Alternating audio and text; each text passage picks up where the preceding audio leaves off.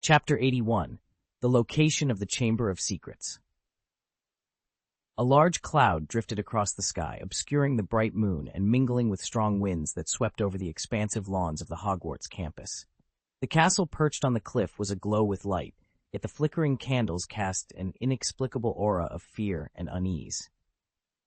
Atticus Blaine personally escorted the three distraught young wizards back to the Gryffindor common room. Harry, sensing that Atticus might take action, stood before the portrait of the fat lady and implored, "Professor Blaine, please help me do something. It's all because of me." He couldn't meet Ron's eyes, lowering his head in sorrow. If I had been more cautious and not trusted that notebook so easily, maybe Ginny wouldn't have been taken into that secret room. Hagrid wouldn't have been taken away by the Ministry of Magic, and Lucius Malfoy wouldn't have found a way to drive away Headmaster Dumbledore. "It's not your fault, Harry," Hermione said softly, patting his back.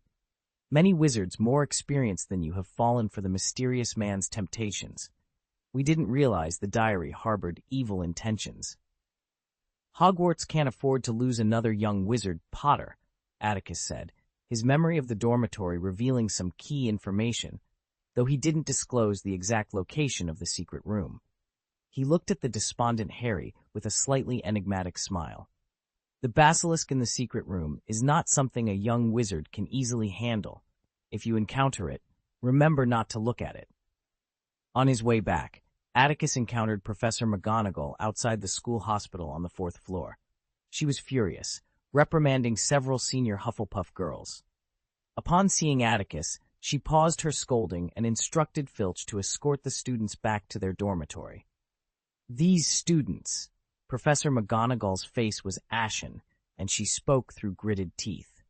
"It's absurd that they would sneak out to Gilderoy, hoping he'd help with the heir, when even Albus couldn't do anything about it."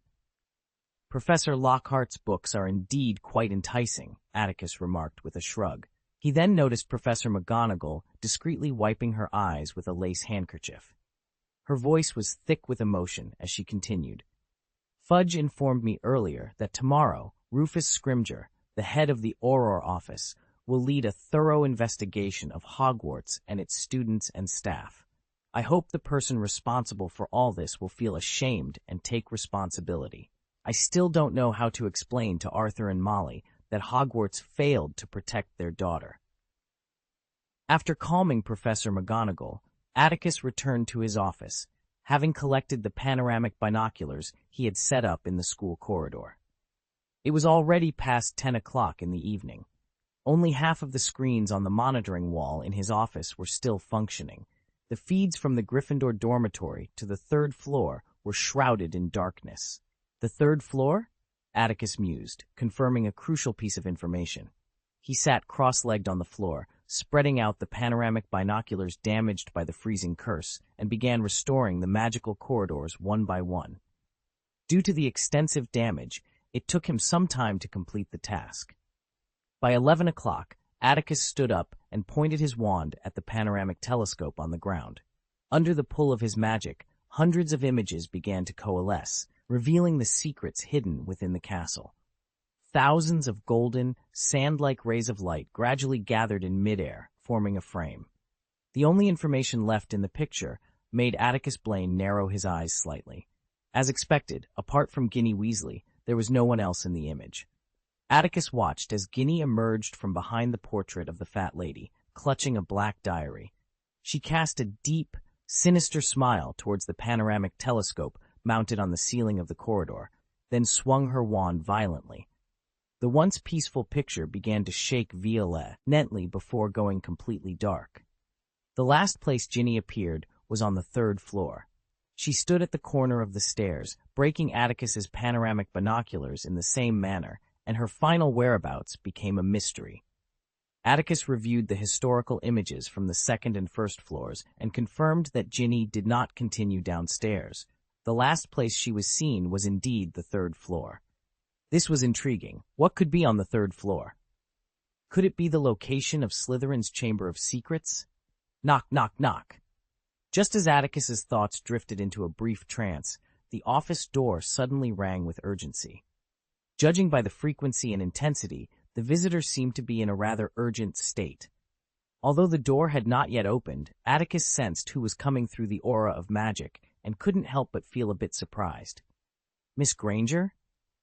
Atticus moved his fingers, and the office door opened with a click. Hermione, who had nearly thrown herself against the door, stumbled in accidentally. "Can you explain why you violated school rules and Professor McGonagall's orders by coming to my office late at night during this moment of silence?" Atticus inquired. "Professor Blaine." Normally, if a professor addressed her in such a displeased manner, Hermione might have admitted her mistake with trepidation. However, now she completely ignored Professor Blaine's raised eyebrows and rushed directly to him. She restrained herself from tugging at Atticus's sleeve with the last bit of her rationality, but her tone remained extremely urgent. "Professor, we found the location of the Chamber of Secrets." Atticus's brow furrowed as he looked at the young witch seriously. In just a split second, he determined that Hermione was not lying. This was indeed peculiar. He had already sent them back to the Gryffindor common room. Could it be that these determined youngsters had ventured out to search the castle on their own? "Tell me about your findings in detail, Miss Granger." Now was not the time to dwell on unimportant matters. Atticus calmed himself and asked directly. "Yes, Professor Blaine." Hermione was panting heavily, but she didn't have time to ask Professor Blaine for a cup of tea. She moistened her dry lips and spoke in a hoarse yet rapid tone. "It's Harry. The three of us didn't go back to the dormitory to sleep after returning to the common room. Instead, we discussed the diary of the mysterious man in the lounge. Initially, we talked about trivial things, but then Harry suddenly remembered something very important." "What is it?" Atticus asked hurriedly, noticing Hermione's amber-like eyes widen with urgency. Before, when Harry was communicating with that diary, he overheard it saying that 50 years ago, the student who died from the basilisk's attack was last seen in a bathroom. "Go on, Miss Granger?" Atticus's brows lifted slightly, and his tone was noticeably excited. The so-called protagonist truly seemed to be a magical entity, with opportunities constantly falling into their laps. "The bathroom on the 3rd floor," Hermione declared decisively. "There's always been a ghost in that bathroom. We all call her Myrtle. She was the student who died 50 years ago, and from her, we gathered crucial clues." Harry managed to open the entrance to the secret chamber. He and Ron took the first steps to rescue Ginny. "Harry asked me to come and inform you of this," Atticus Blaine said, his shoulders relaxing as he exhaled a long sigh of relief. Finally, a smile spread across his face. "Come on, Miss Granger. Let's bring that poor little girl back." End of this chapter. Chapter 82. Entering the Chamber of Secrets. "This is it, Professor," Hermione exclaimed breathlessly as she led Atticus Blaine to the girls' bathroom on the 3rd floor. Atticus had heard rumors about this bathroom during his time at the school. A fellow student had mentioned a peculiar ghost that haunted the place year-round. This ghost, a rather eccentric female spirit, had claimed the bathroom as her own domain. She had a penchant for shrieking at anyone who dared to enter, and would often splash water at them. Consequently, students avoided this bathroom, preferring not to risk an unexpected cold shower while attending to personal matters. Standing at the entrance, Atticus observed the trickle of water seeping from the floor. He couldn't help but marvel at the irony of the Chamber of Secrets being hidden in a girl's bathroom. It seemed a rather whimsical choice by Slytherin. However, Atticus had misunderstood Salazar Slytherin's intentions. When Slytherin originally constructed the entrance to his secret chamber, it had been his private bathroom.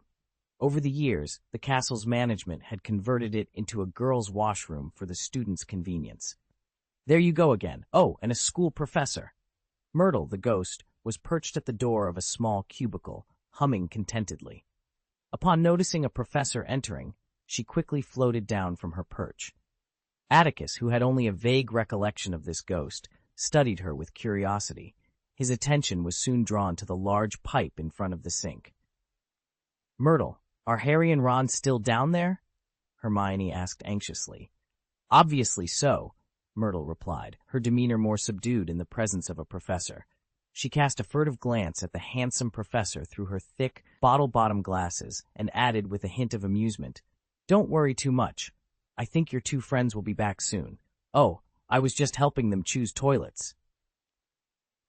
I have a question, Miss Myrtle, which I hope you can answer, Atticus said, gently patting Hermione's shoulder to reassure her.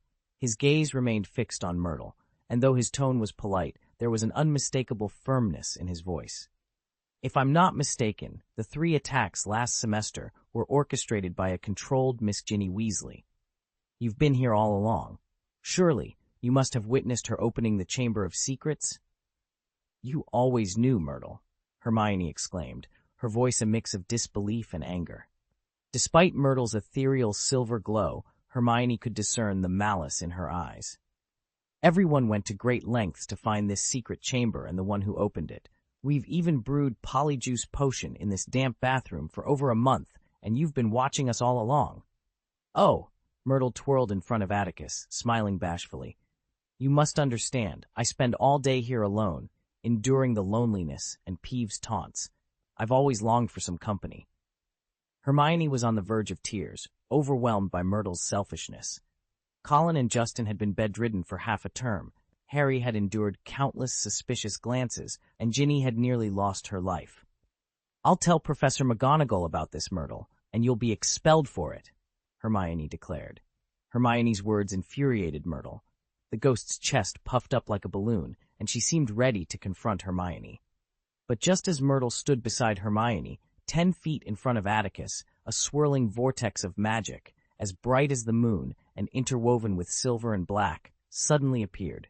The air was filled with a damp, musty odor that clung to the walls, making the descent feel even more foreboding. Atticus Blaine, with his keen sense of magic, could feel the ancient enchantments woven into the very fabric of the castle, guiding them deeper into the heart of Hogwarts. As they descended, Hermione's ethereal form floated alongside Atticus, her mind racing with questions about the magic that had transformed her. The sensation of being a shadow, a mere whisper of her physical self, was both exhilarating and terrifying. Yet she trusted Professor Blaine, whose calm demeanor and vast knowledge of magic provided a reassuring presence. Professor Blaine, Hermione's voice echoed softly in the void. How do you know where this pipe leads? Atticus's shadowy form seemed to shimmer with a knowing smile. The magic of this place speaks to those who listen, Miss Granger. The castle itself is alive with secrets, and it guides us to where we need to be. The pipe continued to spiral downward, the journey feeling endless. The walls, slick with moisture, glistened in the dim light that seemed to emanate from nowhere and everywhere at once. Hermione marveled at the ancient craftsmanship, the way the stones seemed to pulse with a life of their own. Finally, the pipe leveled out, and they emerged into a vast, cavernous chamber. The air was cooler here, and the sound of dripping water echoed off the stone walls. In the center of the chamber lay a massive stone door, intricately carved with serpentine designs that seemed to writhe and shift under their gaze. This is it, Atticus said, his voice filled with a mix of awe and determination. The entrance to the Chamber of Secrets. Hermione's shadowy form hovered beside him, her curiosity piqued. What now, Professor? Atticus turned to her, his eyes gleaming with the thrill of discovery. Now, Miss Granger, we unravel the mysteries of the past and face whatever lies beyond this door. Together. With a wave of his hand, Atticus began to chant softly, the ancient words resonating through the chamber. The serpentine carvings on the door glowed with a faint green light, responding to the magic that filled the air. Hermione watched in wonder as the door slowly began to open, revealing the secrets hidden within. As they prepared to step into the unknown, Hermione felt a surge of excitement and fear. But with Professor Blaine by her side, she knew they were ready to face whatever challenges awaited them in the depths of the Chamber of Secrets. The humidity in the air rises swiftly, while the temperature plummets. Atticus Blaine, in his unique state, can see himself soaring towards the depths of the Black Lake alongside Hermione. End of this chapter. Chapter 83. At last, we meet. Professor, can you fly? Atticus Blaine led Hermione through what seemed like an endless tunnel for about 2 minutes before they finally emerged into a dark stone passageway. Hermione, still recovering from the disorienting effects of their magical journey, felt dizzy and nauseous, yet she couldn't help but exclaim in astonishment. In her understanding, even the most skilled wizards needed alchemical tools like broomsticks or flying carpets to fly. The idea of flying purely by magic was unheard of. It's quite obvious," Atticus remarked, glancing at a shattered mouse skull beneath his feet. He spoke in a relaxed tone, exhaling as he did so. The fluorescent light from the tip of Professor Blaine's staff illuminated the stone tunnel, revealing a scene as silent as a grave. Bones of small animals littered the ground, and Hermione, still reeling from the revelation of magical flight, struggled to suppress a scream. Her body trembled with fear, and she clung to Professor Blaine's robe for support. For Atticus, the sight of bones was nothing unusual in the magical ruins he had explored. Even if these remains had been human, they wouldn't have been enough to unsettle him. "Come on, Miss Granger, we don't have much time to waste," he said calmly, allowing the young witch to hold onto his robe as they proceeded steadily through the tunnel. The air was thick with the stench of decay and stagnant water. The tunnel, long sealed, was not perfectly airtight. As they traversed the passage, Hermione was startled several times by the mud mixed with dripping sewage from the ceiling. Eventually, she relied almost entirely on Professor Blaine for support, unable to bear thinking about the current plight of Ginny, Harry, and Ron. "Professor Blaine, what is that?" Hermione gasped as they rounded a dark bend in the tunnel. A massive silhouette loomed ahead, causing her to scream. But before her panic could fully take hold, Atticus, who was half a step ahead, reacted swiftly. His wand arm moved so quickly it left an afterimage, and the tip of his wand, glowing with fluorescence, erupted into a violent blaze. With a thunderous roar, the spacious tunnel was suddenly filled with a swirling golden fire tornado. The flames swept through the space with the force of a plow, evaporating puddles, bones, and the silt and moss clinging to the tunnel walls. In the darkness, Hermione, her curly hair wild, felt as if she stood before an erupting volcano, watching a golden sun rise from the churning lava. The intense heat forced Hermione to swallow repeatedly to cope with the rapidly rising temperature. She stared in awe at Professor Blaine's flushed face, illuminated by the firelight, and found herself uncertain whether the basilisk or Professor Blaine was the more formidable. After half a minute, Atticus lowered his wand, dispersing the magical flames without a word. He led Hermione through the smoke-filled tunnel, the ground still hot beneath their feet, until they reached the massive silhouette. Before them lay a 30-foot-long snake, its skin charred black, remnants of the golden fire clinging to it. With a gentle touch, the creature crumbled into pieces like a decaying wooden structure. "Professor," Hermione began, her voice filled with awe and gratitude. Hermione panted heavily as she assessed the situation. "Is this the skin shed by the basilisk?" she asked, her voice tinged with awe. "Yes," Atticus Blaine confirmed with a nod. After gauging the basilisk's astonishing size, he moved forward without further comment. Hermione, momentarily frozen in place, quickly regained her composure. She hurried after Professor Blaine, clutching the hem of his billowing wizard robe as they proceeded cautiously through the winding tunnel. Each twist and turn heightened their tension, and Hermione finally understood why Professor Blaine had created a maze in the Defense Against the Dark Arts practical class. It was preparation for moments like this. "Keep your eyes on the ground. Don't just look up," Atticus advised Abal, out 10 minutes later. He had sensed a shift in magical energy and heard a faint rumbling. Stopping abruptly at a corner, he turned to Hermione, who was struggling to remain calm. With a reassuring nod, he raised his wand, his purple eyes swirling with concentration. As they rounded the final corner, a solid wall loomed before them. 2 stone snake statues with gleaming green eyes flanked the cracked wall. The ground trembled violently, and the cold air carried the distant sounds of a fierce battle. Melodious cries mingled with the clatter of rocks. "Draw your wand, Miss Granger. We're almost there," Professor Blaine reminded her. Hermione, who had been unarmed throughout their journey, suddenly realized her oversight. Embarrassed, she flushed and quickly retrieved her wand from her robe pocket. "Sorry, Professor Blaine, I didn't notice," she apologized softly. It had been 3 months since Atticus Blaine returned to Hogwarts after Christmas. Despite some challenges, he now stood in the legendary Slytherin Chamber of Secrets. The room was long and dimly lit, with stone pillars carved with entwined snakes lining the sides. Shadows stretched ominously across the floor. At the far end stood a towering sculpture of Salazar Slytherin, his once handsome features now resembling those of a frail, aged monkey due to years of dangerous magical experiments. Ginny lay motionless at the sculpture's base, while Ron was sprawled a few steps away, a stone pinning him down.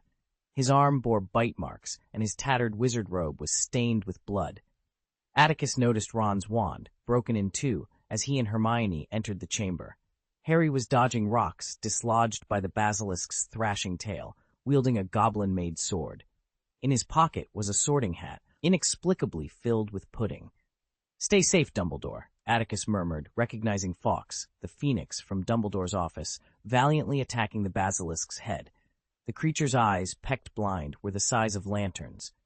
"Ron and Ginny, Professor, please help Harry," Hermione pleaded.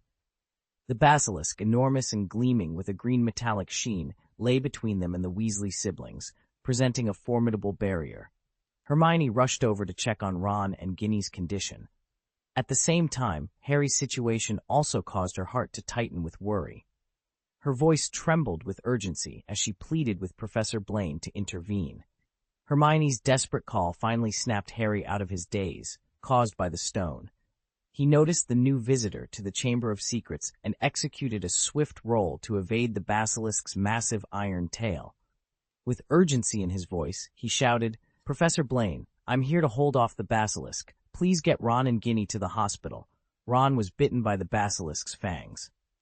Atticus Blaine furrowed his brow, a mix of exasperation and disbelief crossing his face. "This child," he muttered, shaking his head. "Has your brain been rattled by that stone? Are you all on vacation? I'm still asking for money." End of this chapter. Chapter 84. The editor informed me that the book will be available on the shelves tomorrow at 12 noon. Before it goes live, I want to share the current progress and results of this project.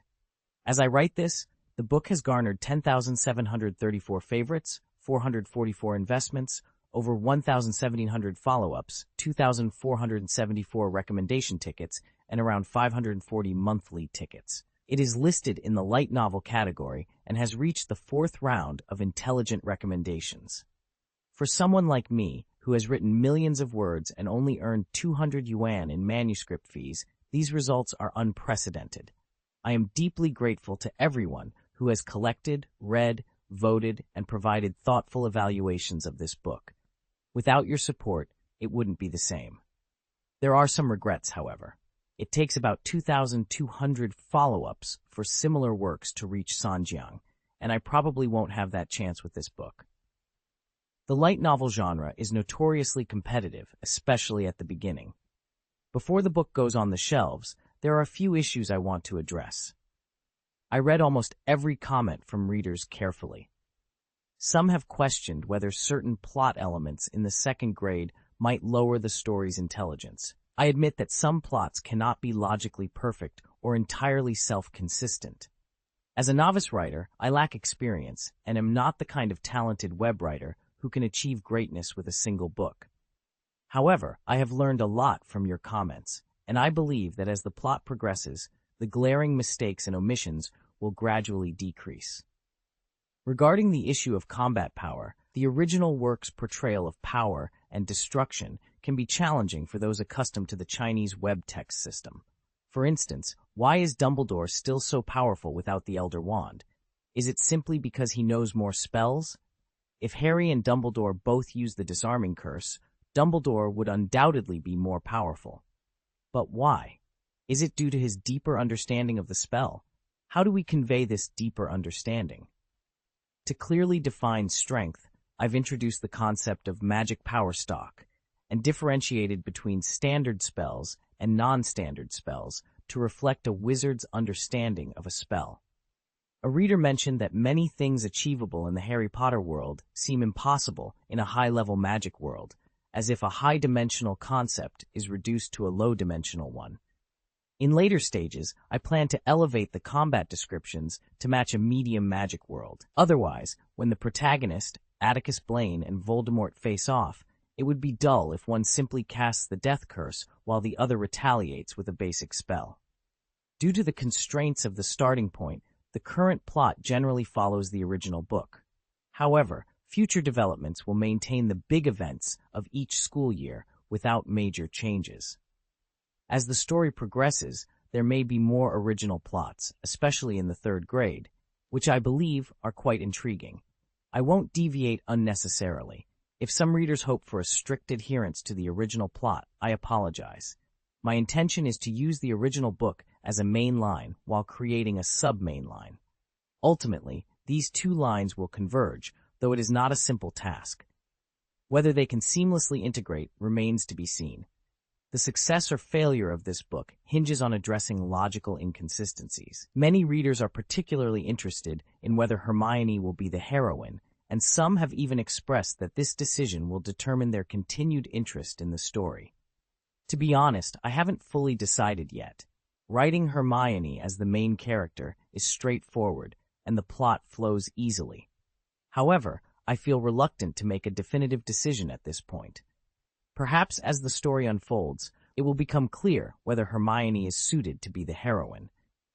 Regarding the subplot, it will certainly involve some mythological characters and elements from the British Isles.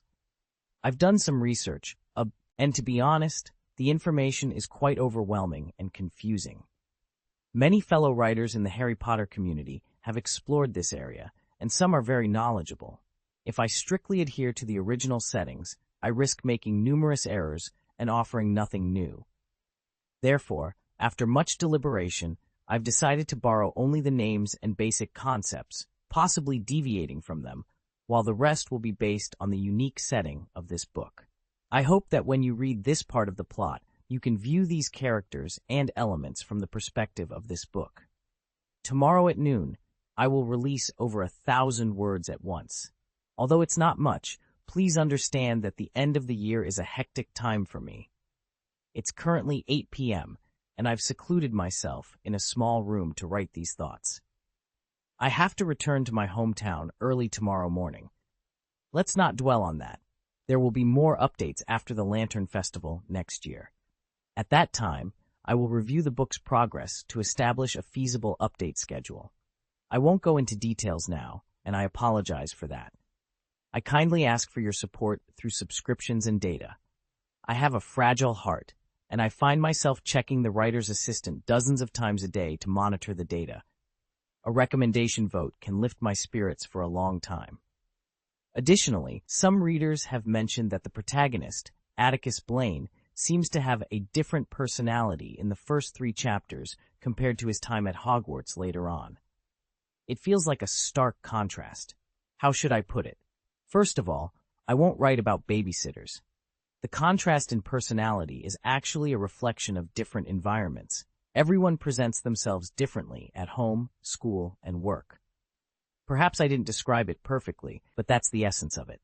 Alright, that's about all I wanted to say. I'm too exhausted to continue tonight. I wish you all a happy Chinese New Year in advance. End of this chapter. Chapter 85, Confusion. What nonsense are you talking about, Harry? Before Atticus Blaine could speak, Hermione shouted anxiously, "Get out of the way, Harry! Professor Blaine can handle this basilisk." Atticus rubbed his nose and looked at Hermione with amusement.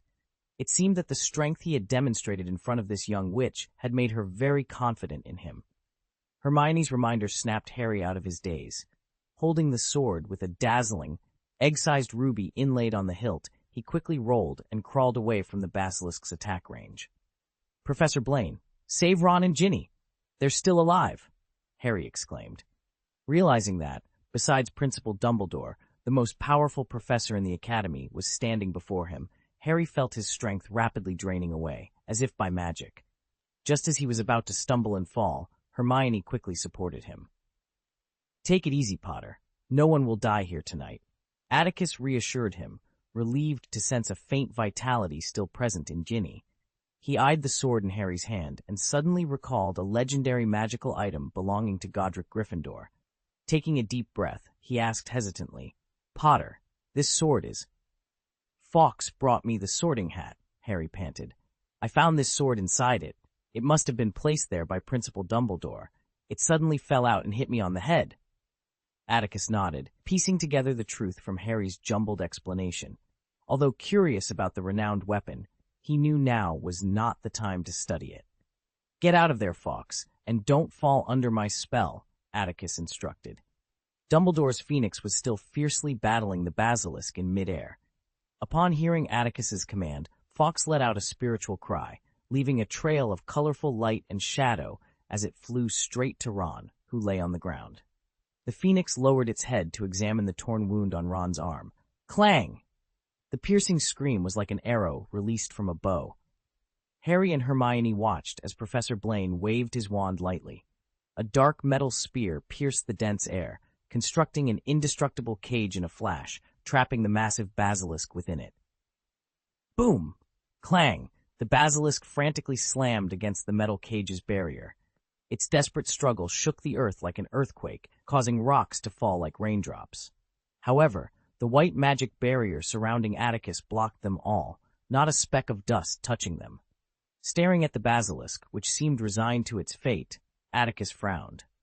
He twisted his wrist again, and a flash of light flickered on the metal cage's frame. Pong! This time, the basilisk dared not recklessly strike the barrier. Whenever its hard scales touched the cage, golden flames erupted from the seemingly cold and gloomy spear. This magical fire, born from fiendfire, possessed unimaginable heat and the ability to disintegrate magical resistance. The basilisk, with its immense physical strength, took only a few hits before it lay on the ground, its massive body curled into a circle, no longer daring to move. Is this the current strength of someone who could rival Principal Dumbledore in the 5th grade? Harry stared at the scene, dumbfounded, unable to believe that, with the cooperation of Dumbledore's phoenix, the basilisk, which he had nearly failed to subdue, was now defeated. Life was so easily confined by Professor Blaine. Ron, Hermione, who had already anticipated the situation in her heart, emerged from her shock a step ahead of Harry. Seeing the basilisk trapped, she could no longer contain the anxiety in her heart. Tears streaming down her face, she ran to Ron's side. "Professor Blaine, this bird is crying," Hermione sobbed. "Did Ron already?" Harry's body swayed, and his face turned pale. He stared at Ron, who lay prostrate on the ground, whimpering softly, his lips trembling. No matter what, he refused to believe that Ron was dead. "You two don't have to worry," Atticus Blaine said as he quickly approached. He turned the bloodless Ron over and carefully inspected the scorched flesh on Ron's arm, which was moistened by the phoenix's tears, emitting wisps of blue smoke. Fawkes is a phoenix, and the tears of a phoenix have a very powerful healing effect. However, Blaine turned his gaze to Ginny, whose chest was barely rising and falling. "Miss Weasley's situation is probably worse. She urgently needs professional and effective treatment now. You two had better escort them to the school hospital to find Madame Pomfrey immediately." Upon hearing that Ron and Ginny were still alive, Harry felt as if he had been pulled from the depths of despair. He panted heavily, the cold sweat from his encounter with the basilisk still clinging to him. Atticus conjured 2 stretchers, levitating Ron and Ginny's bodies, and then looked at Hermione, who still had tears in her eyes. "I'll stay here and watch over the basilisk. After you two take Ginny and Ron to the school hospital, inform Professor McGonagall of what happened here. She's likely worried sick about the missing students." "But," Hermione began, though she had no objections to Professor Blaine's plan. She just remembered the long pipeline they had traversed to get there. "How do we go back, Professor?" "We can't get through that pipe."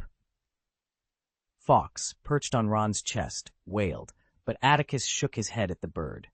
"No need to trouble yourself, Fawkes. If possible, please inform Headmaster Dumbledore.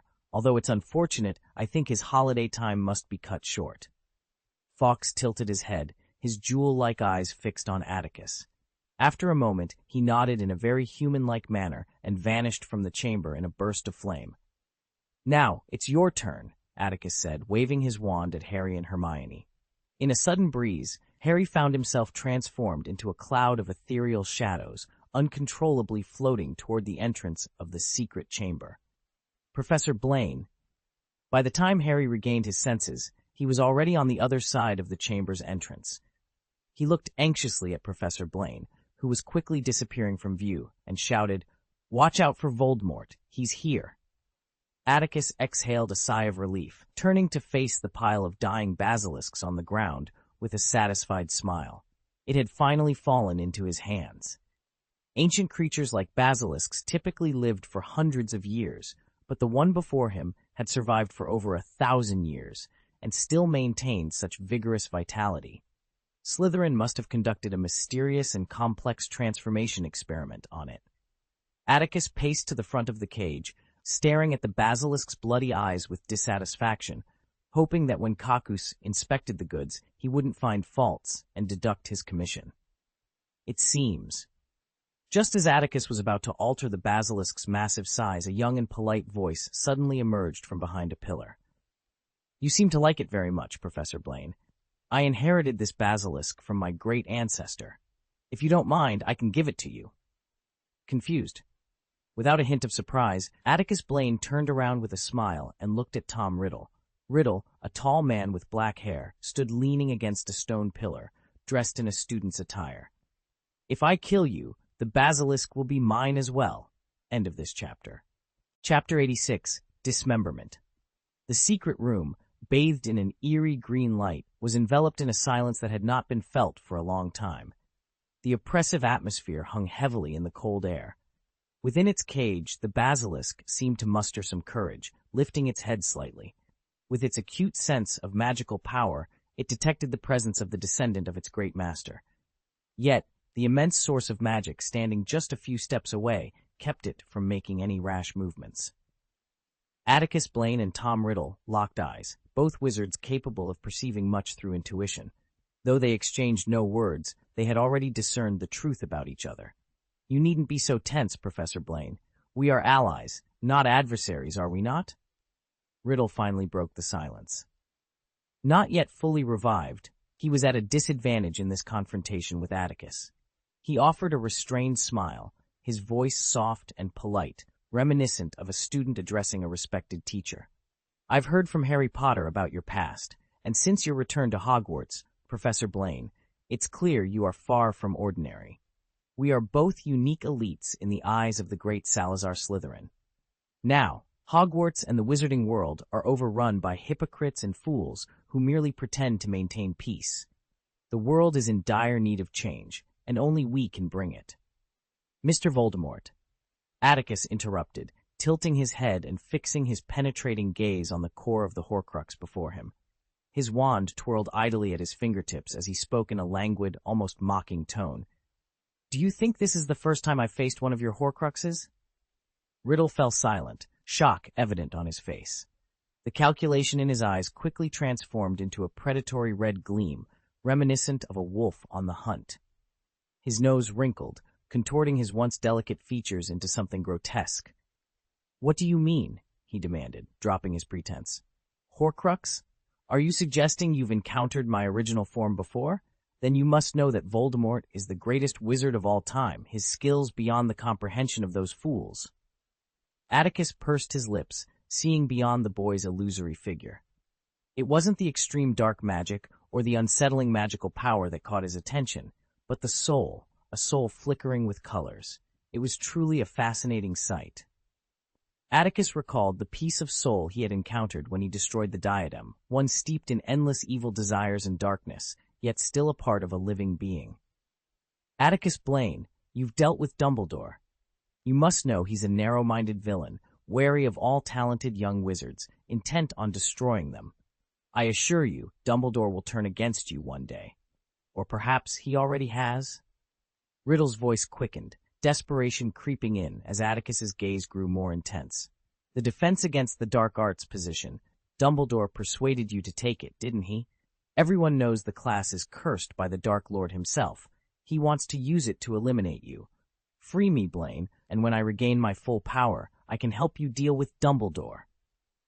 Atticus had never faced Voldemort, the second-generation Dark Lord, but the Tom Riddle before him was indeed a cunning adversary, adept at exploiting any opportunity.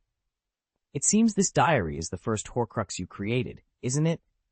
Atticus's quiet words left Riddle speechless, as he realized that no matter what he said, the rising star of Slytherin was resolute in his decision to destroy him. Emotions stem from the soul, and the dark magic of the Horcrux will first strip away reason and emotion from the soul, turning a person into a lunatic driven by desire. As Atticus Blaine took a step forward, the purple hue in his eyes began to fade visibly. The air around him twisted like the shimmering heat waves on a sun-scorched asphalt road. Suddenly, a rumbling sound echoed through the vast, empty chamber, causing the basilisk in its cage to hiss in fear. It coiled tightly, hiding its head as if T had encountered the end of Tom Riddle. The statue of Salazar Slytherin, towering to the ceiling, silently observed Atticus Blaine and Tom Riddle at its feet. After standing for a millennium, it was about to witness a Slytherin either destroying his bloodline or preserving its true glory. I see the emotions that normal people have in your soul, Riddle. Fear, hatred, loneliness, and many other intriguing little emotions. Wait a minute. Riddle's face was pale as a faint silver mist emanated from his body, forced back into his spectral form bit by bit. Immobilized, he struggled to speak through clenched teeth. You crave power, don't you? We are alike, and the secrets Slytherin left in this castle are not limited to this one, Professor Blaine. I am willing to share with you the powerful ancient magic he left behind, as long as you— Riddle couldn't finish his sentence, for Atticus had finally approached him with a blank expression. Riddle watched helplessly as a shimmer enveloped the young professor's body, who had been restless ever since learning of its existence and had risked exposure to restore himself as soon as possible. In horror, he watched Atticus slowly raise his hand, his fingertips inching toward Riddle's brow. Atticus ignored Riddle's pained whimpers as his fingertips, palms, arms, and eventually his entire body sank into Riddle's form. The diary in Riddle's pocket flew out and hovered in midair, its pages rustling as if caught in a fierce wind, though the air was still. Wisps of black smoke seeped from the pages, creating an eerie and unsettling scene in the empty chamber. A burst of brilliant light flashed before Atticus's eyes, and when he regained his senses, he found himself in a strange, vast space, as boundless as the outer universe. The silent expanse was filled with tangible, fierce gray hurricanes, each strand of which carried evil and potent magic. It was likely the protective magic Voldemort had cast on the diary and the Horcrux itself. With a whoosh and a boom, the fluorescent light surrounding Atticus intensified, forming an oval-shaped magic barrier around him. The relentless hurricanes clashed against the reddish barrier, their opposing magical forces erupting in flashes that made Atticus appear to stand amidst fierce, burning flames. Atticus surveyed his surroundings and soon sensed a peculiar space to his right. It seemed to be the core of this gray world, where clusters of black and white light continuously radiated ominous magic. "Ah, found you," Atticus murmured with a slight smile. He retrieved a glass bottle from his pocket, took a moment to straighten his collar, and walked toward the source with a leisurely stride. End of this chapter. Chapter 87, The Chamber of Secrets. Half an hour later, Riddle's figure had vanished into thin air, and the pages of the diary that once held his soul lay scattered on the ground, devoid of any magic. The chamber, once filled with the ominous presence of dark magic, now bore the marks of a fierce struggle, with jagged holes marring its surface. The magical cage that Atticus Blaine had conjured to trap the basilisk was gone, and the creature itself, left behind by Slytherin, had also disappeared. Dumbledore, with a solemn expression, strode across the steps at the entrance of the Chamber of Secrets. His purple traveling cloak billowed behind him like a cape, while Harry followed, panting and speaking hurriedly. Relief washed over Dumbledore's face when he saw Atticus unharmed, standing at the foot of the Slytherin statue. Yet his pace remained brisk. "Ah, Headmaster Dumbledore, you arrived quickly, and Potter, of course," Atticus said, turning from the sculpture with a light smile. "Glad to see you're all right, Atticus," Dumbledore replied gently as he approached. His attention was soon drawn to the diary on the floor. Picking up the cracked book, his blue eyes, framed by his long, crooked nose, examined the broken pages intently. "Very impressive," Dumbledore murmured. "In all of Hogwarts history and in my long career, I've never seen a wizard with more magical talent than you two." Harry looked around, confused. The Chamber of Secrets seemed devoid of any other creatures or memories. "Professor Blaine, what happened to Voldemort and the basilisk?" he asked. Atticus's smile faded into a look of regret. The basilisk was struggling fiercely. The magical cage I conjured couldn't hold it any longer, so I had no choice but to turn it to ashes. As for the memory stored in this dark artifact, it tried to save its servant. While I was dealing with the basilisk, it attempted to ambush me from behind a pillar, Atticus explained with a shrug. I was a bit nervous and used a powerful spell, so it vanished as well. Harry, still catching his breath, found Professor Blaine's explanation reasonable, yet something felt amiss. The basilisk, a creature of legend left by Slytherin for his heirs, and Voldemort's dark magic seemed too easily defeated. Dumbledore, who had been studying the diary, looked up, his silver-white eyebrows raised, and a curious light flickered in his blue eyes. "Regardless, Atticus," he said, placing the diary in his pocket and smiling warmly, "I must express my gratitude. In the few hours I was away, you fulfilled the duties of the headmaster admirably. I'm truly grateful you saved Ginny Weasley. Otherwise, I wouldn't know how to explain it to Arthur and Molly. You also protected Harry and his friends from the basilisk and Voldemort, lifting the shadow that loomed over the young wizards this year." Dumbledore blew his nose, his voice filled with emotion. "If you hadn't already graduated, I believe a special contribution award would be the best recognition for your bravery and fearlessness." Dumbledore's praise nearly made Atticus blush. He pursed his lips, waved his hands modestly, and then glanced at Harry. "You overestimate me, Headmaster Dumbledore. In truth, if it weren't for Harry's remarkable astuteness and courage." Atticus Blaine keenly discovered the entrance to the secret room, and I don't think all of this would be so simple. "Oh, of course," Dumbledore smiled, glancing at Harry, whose ears had turned red. "Just like when you saved the Philosopher's Stone from Voldemort last year, your wisdom and courage put many famous wizards, including myself, to shame, Harry. If Lily and James were still here, they would be proud of you." Harry opened his mouth, but he still had many questions lingering in his mind. Why had Fawkes suddenly appeared when he was fighting the basilisk? What was the significance of the sword that emerged from the sorting hat? And what about the diary? Yet, he didn't voice any of these questions. Dumbledore's words weighed heavily on his chest, like a massive stone, having him breathless. His eyes glistened with unshed tears. If only they were still around. Atticus shifted his gaze away and continued to study the large black hole that had appeared on the face of the stone sculpture. Dumbledore, intrigued, took a few steps forward, leaving Harry behind. He stood beside Atticus, his silver beard fluttering slightly, and looked at the hole. "You think there's something there, don't you, Atticus?" he asked thoughtfully. "It just doesn't feel right, Headmaster Dumbledore," Atticus replied, not taking his eyes off the hole. His eyes flashed with an unreadable light. In truth, he didn't sense anything wrong from the dark void, which only fueled his curiosity. It was the memory he had retrieved that solidified his resolve to explore. "The basilisk emerged from that place after responding to Voldemort's call," Harry interjected, breaking free from his somber silence. Dumbledore nodded, looking down at Atticus with a searching gaze. After a moment, he said calmly, "This ancient castle holds countless fascinating secrets, Atticus. Even though I am the headmaster and have read the notes of previous headmasters, I may not know as much about this castle as the Weasley twins. If you think it's necessary, I can accompany you to see what lies within." Atticus bowed and smiled in gratitude. "I'm curious, Headmaster Dumbledore, if Salazar Slytherin left a basilisk in such a hidden room just to rid the school of non-pureblood wizards, as the rumors suggest. It doesn't seem fitting for a wizard of his stature." A glint of light flashed across Dumbledore's half-moon spectacles. "A sensible and reasonable judgment, Atticus.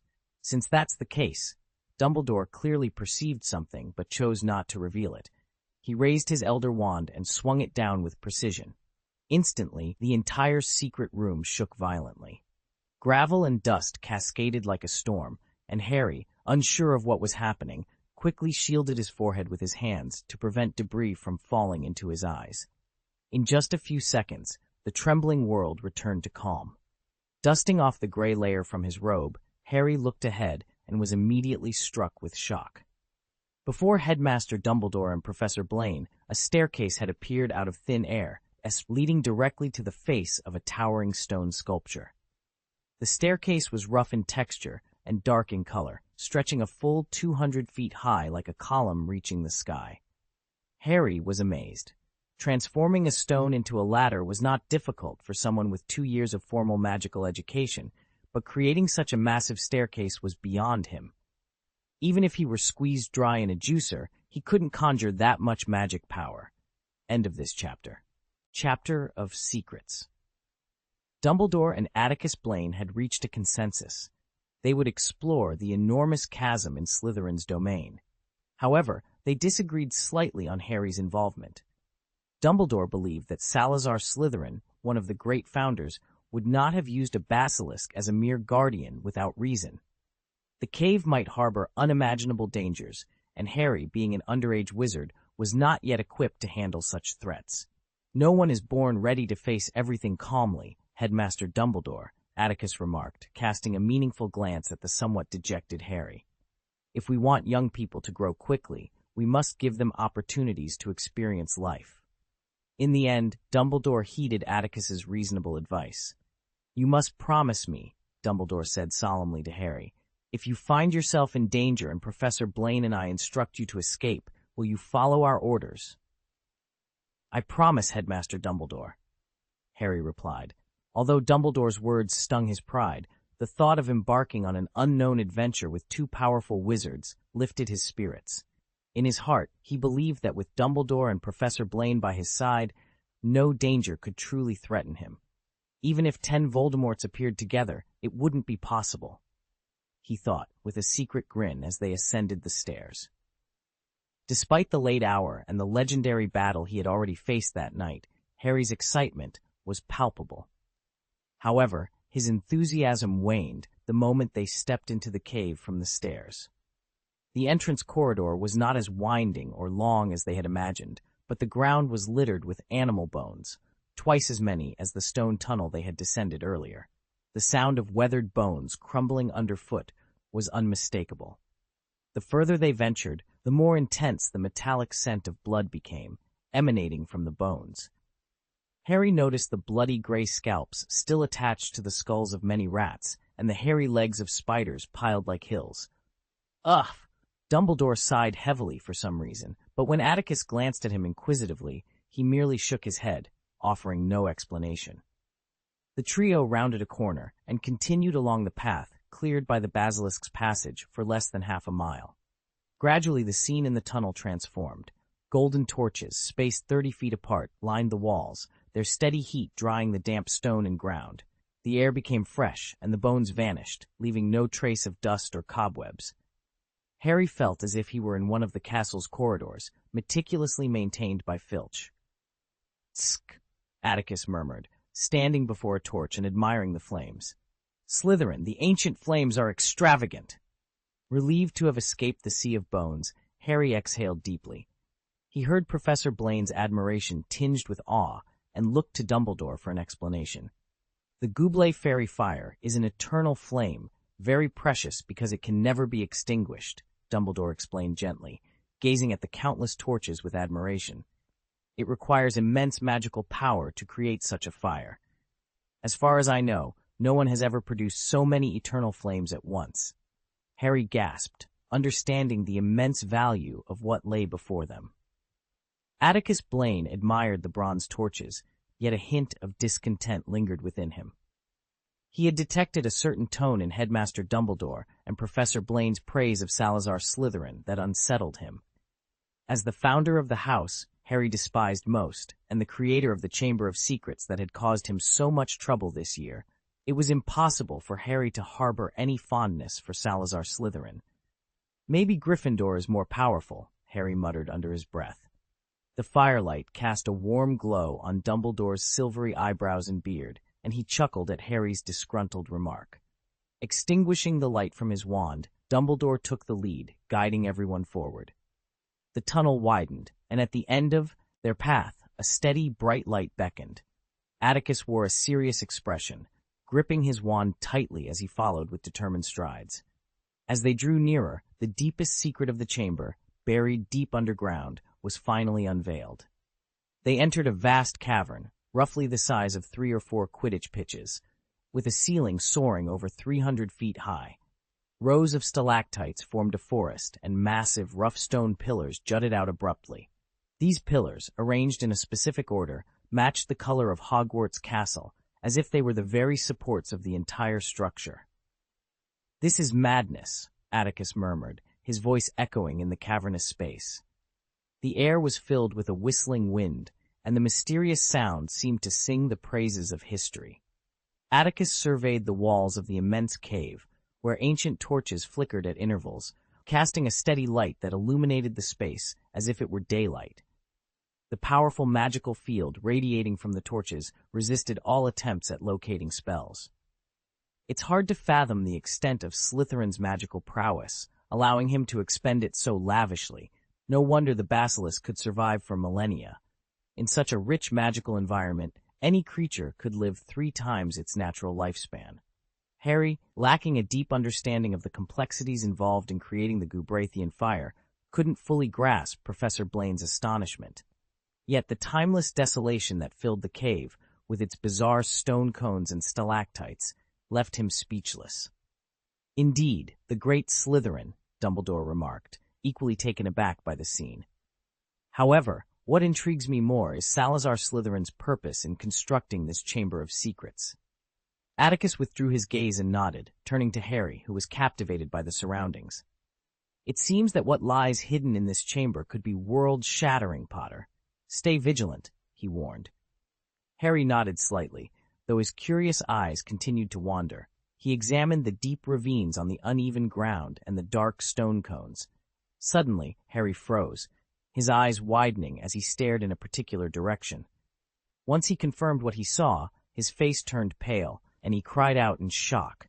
"Headmaster Dumbledore, Professor Blaine, there's someone there." End of this chapter. Chapter 89, The Chamber of Secrets. As Harry approached the figure, his cheeks flushed with embarrassment, realizing he had been overly anxious. What he had mistaken for a living person was, in fact, a remarkably lifelike statue. This was the statue of Salazar Slytherin. Unlike the massive ancient statue in the outer chamber, which seemed to be in the final stages of decay, this statue depicted Slytherin in his youth. Seated on a stone chair, the statue leaned back with its elbows resting on the armrests, chin slightly raised. Its eyes, replaced by black gemstones, seemed to scrutinize with a hint of displeasure etched between its sharp brows. The fiery gaze of the statue made it appear almost alive, as if Salazar Slytherin himself was watching from every angle.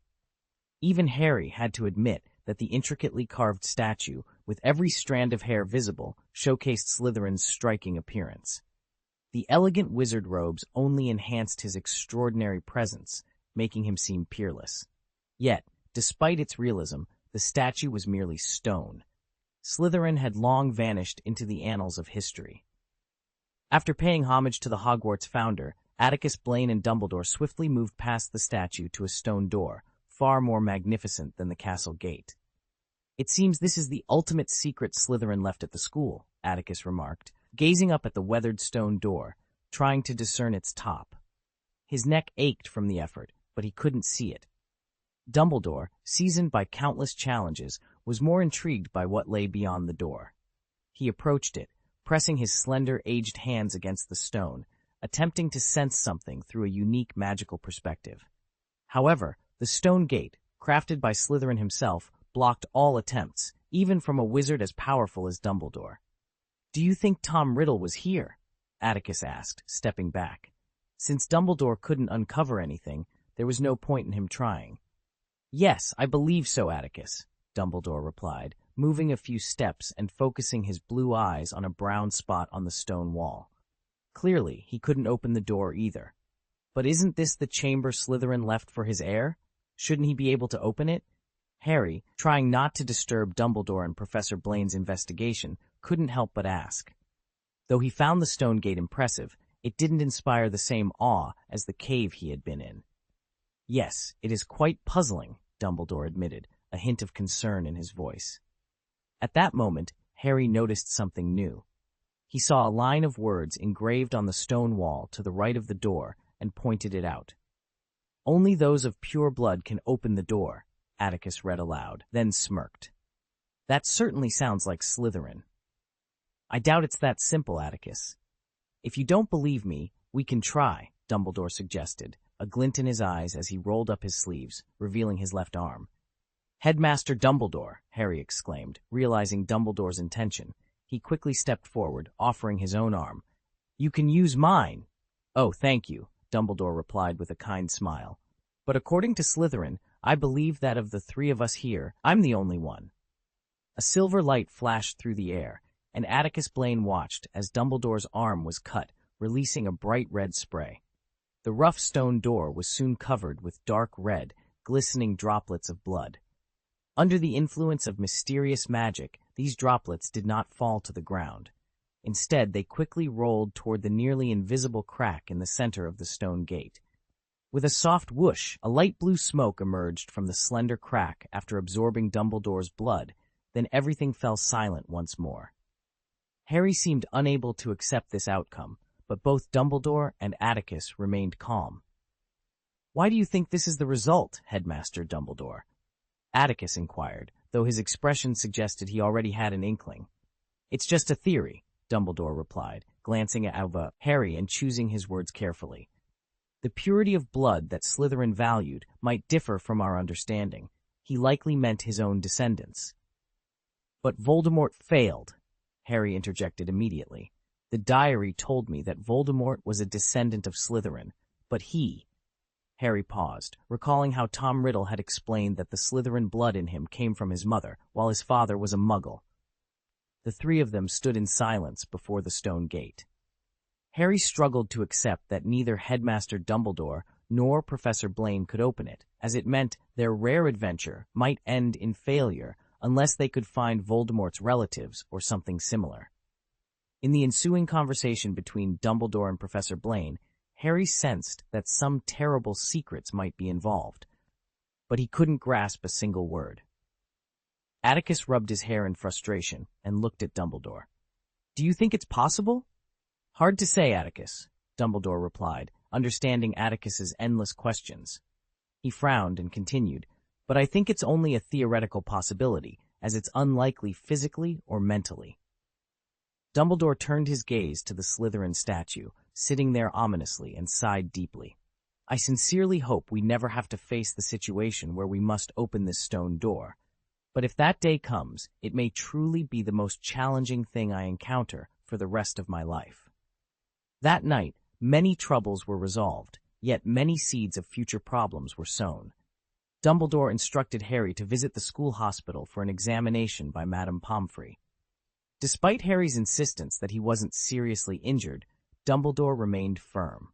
"I know you have many questions, Harry, but now isn't the time for a chat. Once you've fully rested, you can come to my office and we can talk." "But the board of directors," Harry exclaimed in surprise as he stood in the foyer. "Have you already solved the trouble?" "Oh, indeed," Dumbledore replied gently, smiling slightly. "I was alerted early on about Lucius Malfoy's private schemes. I suspect that by tomorrow morning, when Lucius discovers I'm still the headmaster of Hogwarts, he'll come to me in a fury." Harry trotted up the stairs, suddenly less resistant to visiting the hospital, as he remembered Ron and Hermione were there too. He couldn't wait to share with them the night's events. "I'm sorry, Atticus. I know you need rest," Dumbledore said, looking at Atticus apologetically. "But could I trouble you to chat with me, an old man who doesn't need much sleep?" Atticus's heart trembled slightly, sensing that something truly troublesome might be on the horizon. Atticus Blaine stood at the edge of the bustling marketplace, the vibrant colors of the stalls contrasting sharply with the gray cobblestones beneath his feet. The air was thick with the mingling scents of spices, fresh produce, and the occasional waft of incense from a nearby vendor.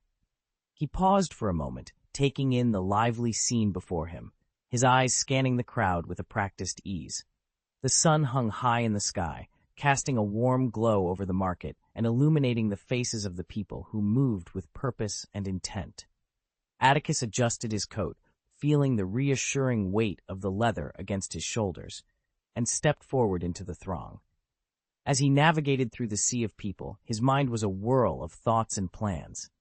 Each step was deliberate, his senses attuned to the subtle shifts in the atmosphere around him.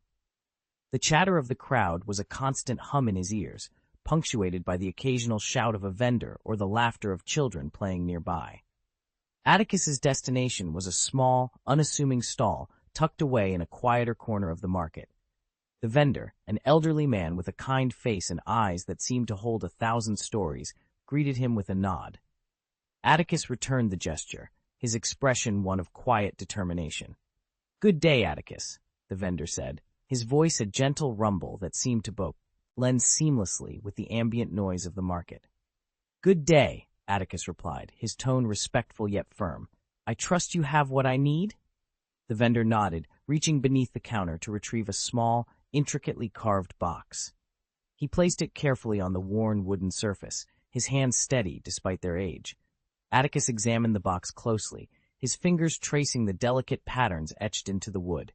Satisfied, he met the vendor's gaze and offered a small, appreciative smile. "Thank you," he said, slipping a few coins into the vendor's hand. "Your craftsmanship is unparalleled." The vendor chuckled softly, a twinkle in his eye. "It's always a pleasure to serve someone who appreciates the art." With a final nod, Atticus turned and made his way back through the market, the box safely tucked under his arm. As he walked, the weight of his task settled over him once more, but he felt a renewed sense of purpose. The marketplace buzzed around him, a vibrant tapestry of life and energy, and Atticus Blaine moved through it with quiet resolve, ready to face whatever lay ahead. End of this chapter. Chapter 90. All Things. The emerald willow branches swayed gently in the cool midnight breeze, casting delicate shadows on the shimmering lake. The bright moonlight bathed Hogwarts Castle, which, apart from the dimly lit school hospital, exuded a cheerful and peaceful atmosphere once more. The ominous cloud that had once loomed over the castle had completely dissipated. Atticus Blaine and Dumbledore strolled side by side along the lake, neither in a rush to speak, savoring the rare tranquility of the moment. "The Chamber of Secrets has been resolved, Headmaster Dumbledore.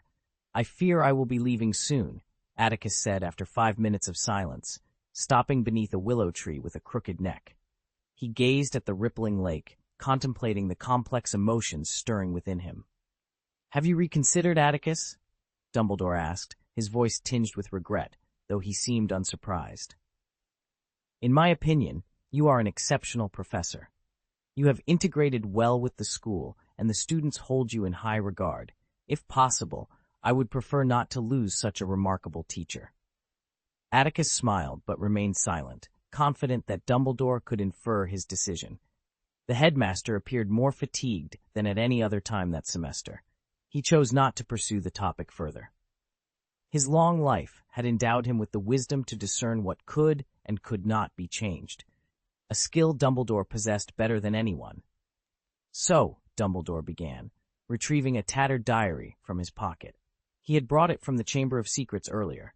Under the moonlight, a drop of water leapt into the air, landing precisely on the diary and leaving a clear stain. "I believe you recognize what this is, Atticus?" Dumbledore inquired. "Oh, Headmaster Dumbledore, you may overestimate me. I know nothing about Horcruxes," Atticus replied with a playful wink, prompting a wry smile from Dumbledore. It was not easy to conceal anything from Dumbledore, a master of legilimency with a wealth of life experience. Atticus used humor to deflect the conversation, avoiding a deep discussion about Horcruxes. "As expected," Dumbledore said, returning the diary to his pocket. He took a deep breath and gazed toward the edge of the boundless forest and the dimly lit log cabin. "There is one matter you cannot ignore, Atticus." Dumbledore's tone grew serious. "I hope you can return the basilisk from the Chamber of Secrets to me." A strong gust of wind sent waves crashing against the lake's shore, causing Atticus's neatly combed gray hair to flutter. He reached up to steady his hair, sighing heavily amidst the howling wind. Dumbledore knew Atticus had not killed the basilisk. Such a transparent lie would never deceive him. Atticus suspected that the great headmaster beside him had already seen the basilisk in his possession. Atticus had mentioned the Chamber of Secrets to signal his desire to keep the basilisk. He believed that since he had resolved the Chamber's issues, Dumbledore might not refuse this insignificant request. "I hope you understand my predicament, Atticus," Dumbledore said, feeling helpless in the face of Atticus's stubborn demeanor. "Hagrid is currently imprisoned in Azkaban. I need to provide evidence to the Ministry of Magic that it was not Aragog, the old spider Hagrid raised, that attacked the students 50 years ago and now. This diary has been destroyed, and I don't think Voldemort's Horcruxes are suitable as evidence. The basilisk is a strong proof of that. Atticus's expression darkened. To be honest, Atticus Blaine hadn't really considered Hagrid's predicament. The situation was complicated. Hagrid was Dumbledore's most loyal confidant, and Atticus knew that Dumbledore would never allow Hagrid to be imprisoned in Azkaban without a fight. However, if the basilisk were to be handed over, what would become of his mission? Had he spent months and used a precious voodoo doll to fend off Voldemort's curse on the Defense Against the Dark Arts professor for nothing? No, that was unthinkable. Dumbledore said Atticus's hesitation from his silence, and continued, "This basilisk must be handed over to the Ministry of Magic. Cornelius Fudge has ordered the Daily Prophet to remain silent about the 2 attacks on young wizards last term." Atticus chuckled quietly, still not speaking, but his mind was racing with contingency plans should the situation spiral out of control. He wasn't arrogant enough to believe he could defeat Dumbledore, but he had spent years preparing since he first entered Hogwarts. If he couldn't even escape from Dumbledore, then he would consider himself a failure.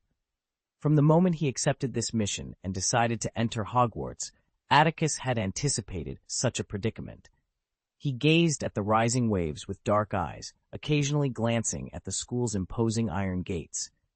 He had already decided that if he needed to act, he would leave the Hogwarts grounds as swiftly as possible and then apparate away.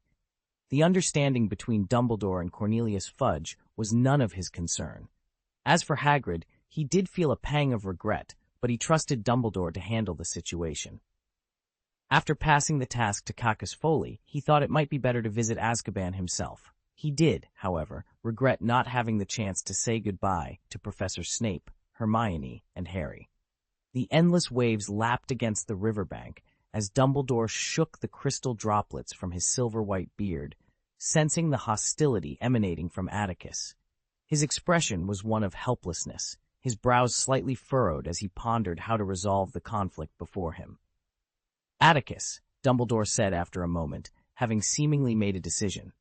He called Atticus's name softly, retrieving a small pouch from his pocket and offering it to him. The pouch didn't resemble the funds Dumbledore had allocated to Atticus at the start of the term. It seemed more personal. "What do you mean, Headmaster Dumbledore?" Atticus squinted, glancing briefly at the pouch before meeting Dumbledore's slightly amused gaze. "Is this a substitute for a special contribution medal, a reward in gold galleons?" "Not at all, Atticus," Dumbledore replied, his unusual beard and hair reflecting the white moonlight, making him appear almost luminous. He blinked his blue eyes playfully, much like Atticus had before. "Actually, I hadn't planned to mention it." Under Atticus's puzzled gaze, Dumbledore continued cheerfully, "This isn't a reward for special contributions, Mr. Blaine. It's the payment for the task you accepted." End of this chapter. Chapter 91. All Things. 2 heads emerged from the Black Lake, not far from the shore. They belonged to 2 mermaids who had surfaced for air. Upon spotting Dumbledore standing by the water's edge, they hesitated to approach. Suddenly, a biting, icy breath swept across the lake, freezing the mermaids in place. They neither dared to dive nor swim away. "Is Cacus Foley and his extended family still alive?" Atticus Blaine's eyes were cold and piercing. He squinted at Dumbledore, shedding his usual gentle demeanor. In that moment, he transformed into the infamous Golden Viper of Nocturne Alley's underground world. "Of course, the Foleys are still alive, Atticus," Dumbledore replied, his expression unchanged by Atticus's intensity. He tucked his hands into his sleeves and looked at Atticus with a gentle gaze, his beard quivering slightly. "If you had read the Daily Prophet at the end of January, you would know that the Foley family is not only safe, but has also celebrated a significant event. Mr. Cacus Foley's sister, Ms. Yadai Foley, has become the head of the Department of Strange Bacteria and Infections at St. Mungo's Hospital for Magical Maladies and Injuries. She has truly earned her position. Adele dreamed of becoming a healer when she was a student at Hogwarts." "Enough, Headmaster Dumbledore." Atticus closed his eyes, taking a moment to steady his rapid breathing. "It's astonishing, truly astonishing. I never, not even for a second, considered this possibility. You actually have the ability to break the shackles of the unbreakable oath. Magic must adhere to rules, Atticus. You must understand this truth. The more powerful the spell, the more it is bound by rules. Dumbledore smiled lightly. The unbreakable oath is enforced by the wizard's soul. I am not as powerful as you think, and I cannot break this contract. So to say, Atticus faced the black lake, his eyes still closed. No one knew that at this moment, all color had drained from his eyes, and his original brown pupils had returned. Dumbledore's words made his eyebrows twitch. You knew that the Golden Viper was Atticus Blaine, didn't you? How did you find out? What do you think? Dumbledore did not deny the statement. He seemed to find holding the money bag a bit silly and tiring, so he retracted his hand again. From start to finish, he never considered drawing his wand. Ah!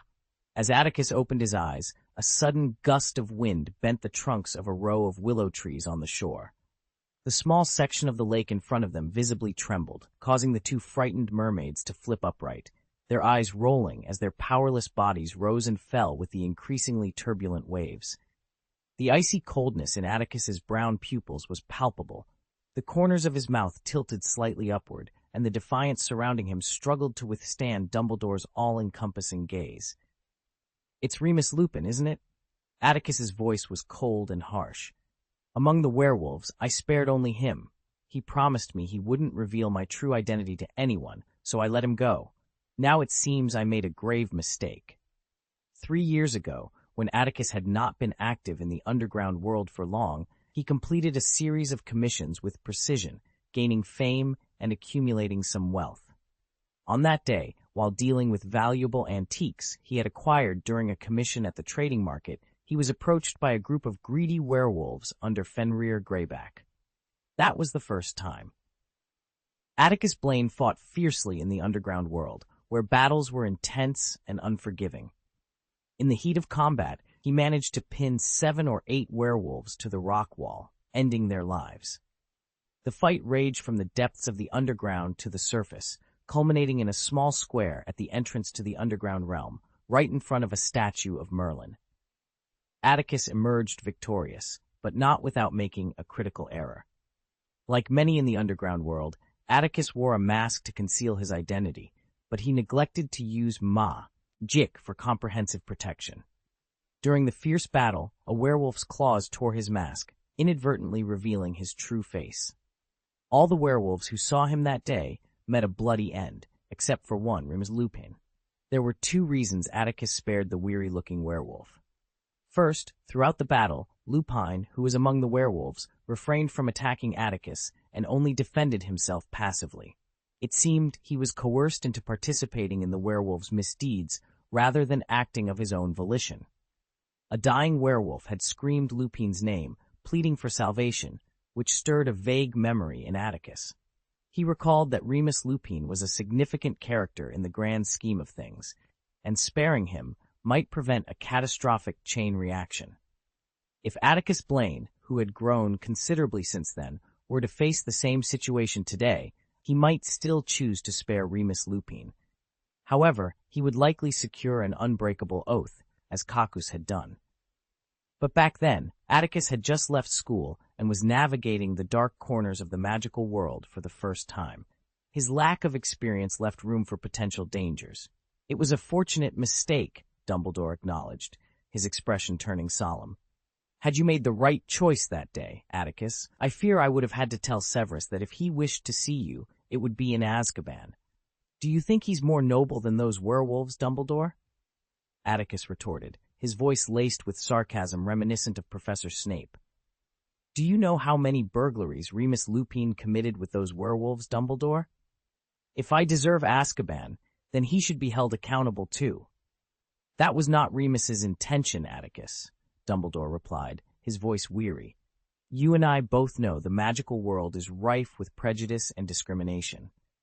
Remus was once a normal wizard, but a childhood misfortune forced him into this tragic fate. He needs to survive, yet the werewolf code of conduct and code of half-human treatment for non-wizards make it nearly impossible for him to live freely in the wizarding world. Out of desperation and under threat, he fell in with Greyback and his werewolves. As I said, Atticus, It wasn't Remus's choice. He has always resisted harming others, and his conscience is tormented. So, Dumbledore? Atticus sneered. Is he innocent? The complexity and cruelty of reality and human nature are formidable obstacles. Even a powerful wizard like Dumbledore feels powerless against them. He cannot change the prejudice in people's hearts, as it is rooted in their perception of reality, even if he is determined to challenge the Ministry of Magic. As Dumbledore remained silent, Atticus snorted softly. The wind subsided, and the surface of the lake settled into a bottomless darkness, mirroring the abyss within him. Atticus gazed into the lake, as if merging with the darkness. Since you issued this commission, Headmaster Dumbledore, Atticus Blaine finally spoke after a prolonged, tense silence. His voice was calm, betraying none of the turmoil that had previously gripped him. What is your purpose in trying to bring me back to Hogwarts? I assume it isn't merely a jest, is it? End of chapter. Chapter 92. Everything. People always thought I was infallible and omnipotent, Atticus, Dumbledore began, his voice carrying the weight of countless years. In the distant sky, a faint halo appeared near the horizon, signaling the bleakest moment before dawn. Dumbledore removed his glasses and rubbed the bridge of his nose warily. But I've always believed that my mistakes outweigh my small contributions. He gazed at the young and talented wizard beside him, sadness clouding his eyes. Atticus Blaine remained silent, waiting for Dumbledore to provide a reasonable explanation. If Dumbledore failed to justify his actions, it could create an irreparable rift between them, potentially turning them into adversaries in the future. Few people know that I personally recruited Tom into Hogwarts, Dumbledore confessed, understanding the urgency of his explanation. When I first met him at the orphanage, I was unsettled by his domineering and cruel nature, as well as his exceptional magical talent. But I assure you, Atticus, I never imagined that the little boy with such a tragic background would commit such unforgivable acts. Atticus's eyelids flickered slightly as he absorbed Dumbledore's words. Voldemort had also grown up in an orphanage? He began to grasp the implications of Dumbledore's confession. In the eyes of all the professors, he was a polite, quiet, and knowledge-hungry young wizard, handsome, talented, and well-mannered, Dumbledore continued. Many faculty members, including Armando Dippet, the headmaster at the time, believed his future achievements were limitless. Atticus let out a sardonic chuckle, recognizing the parallels between himself and Voldemort. With the lessons of the past in mind, it was no wonder Dumbledore had been closely monitoring him since that fateful Christmas night in his 5th year. I think you've realized, Atticus, Dumbledore said, his tone heavy with regret. I've always feared history repeating itself, but I also know I can't judge your future arbitrarily. Since you left school, I've been caught in a dilemma. On one hand, I want you to remain within my sight. On the other, I understand you're a young wizard with your own mind. If I interfere too much through Severus, then, in a few years, Voldemort's past might become your future. Dumbledore paused, his voice tinged with vulnerability. To be honest, I haven't hesitated for many years, Atticus. I've been trying to convince myself that, through these years of observation, you and Tom are fundamentally different. You have love in your heart. You're not greedy for power, you don't seek fame, and you don't wish to instill fear. Yet, I've never been able to completely rest easy. The painful history of the past shows that I often make grave mistakes on key issues. Considering my age, I fear I may no longer have the chance to correct my wrongs. Atticus had always held deep respect for Dumbledore. This old man, a living testament to the modern magical world, had reached the pinnacle of wizardry. Yet, for so many years, he likely hadn't experienced a moment of true peace, tirelessly using his wisdom to ensure the stability of the magical world. Atticus knew he didn't possess such a grand vision. I don't want to deceive you, Atticus, Dumbledore admitted, but Remus's letter about your conflict with Greyback's werewolves and inquiries about your origins have heightened my concerns. It's the worst possibility I feared. I have my principles, Dumbledore, Atticus replied, understanding the depth of Dumbledore's concerns. Atticus Blaine felt utterly helpless, realizing he was the one to be guarded against. Don't accept any commissions from wizards or muggles, right? Dumbledore said, stroking his beard. He looked at Atticus, who had suddenly furrowed his brows, and sighed. Don't blame Cacus Foley, Atticus. I was the one who first approached him to keep an eye on your activities in the underground world. Your rule made it clear to me that you strive to avoid harming innocent lives. It's this very rule that has earned my respect for your choices. Then why, Dumbledore, are you trying to bring me back to Hogwarts now? Atticus asked, his mood growing increasingly complex as the night wind carried a hint of warmth. Was this elaborate scheme to return him to Hogwarts merely to prevent him from sinking into darkness? Atticus was torn between resenting Dumbledore's actions and feeling grateful for them. Perhaps you thought you had always stood your ground, Atticus, Dumbledore said, his eyes regaining their wise blue sparkle, reflecting over a century of life experience. But if you continue down this path, the darkness will inevitably consume you.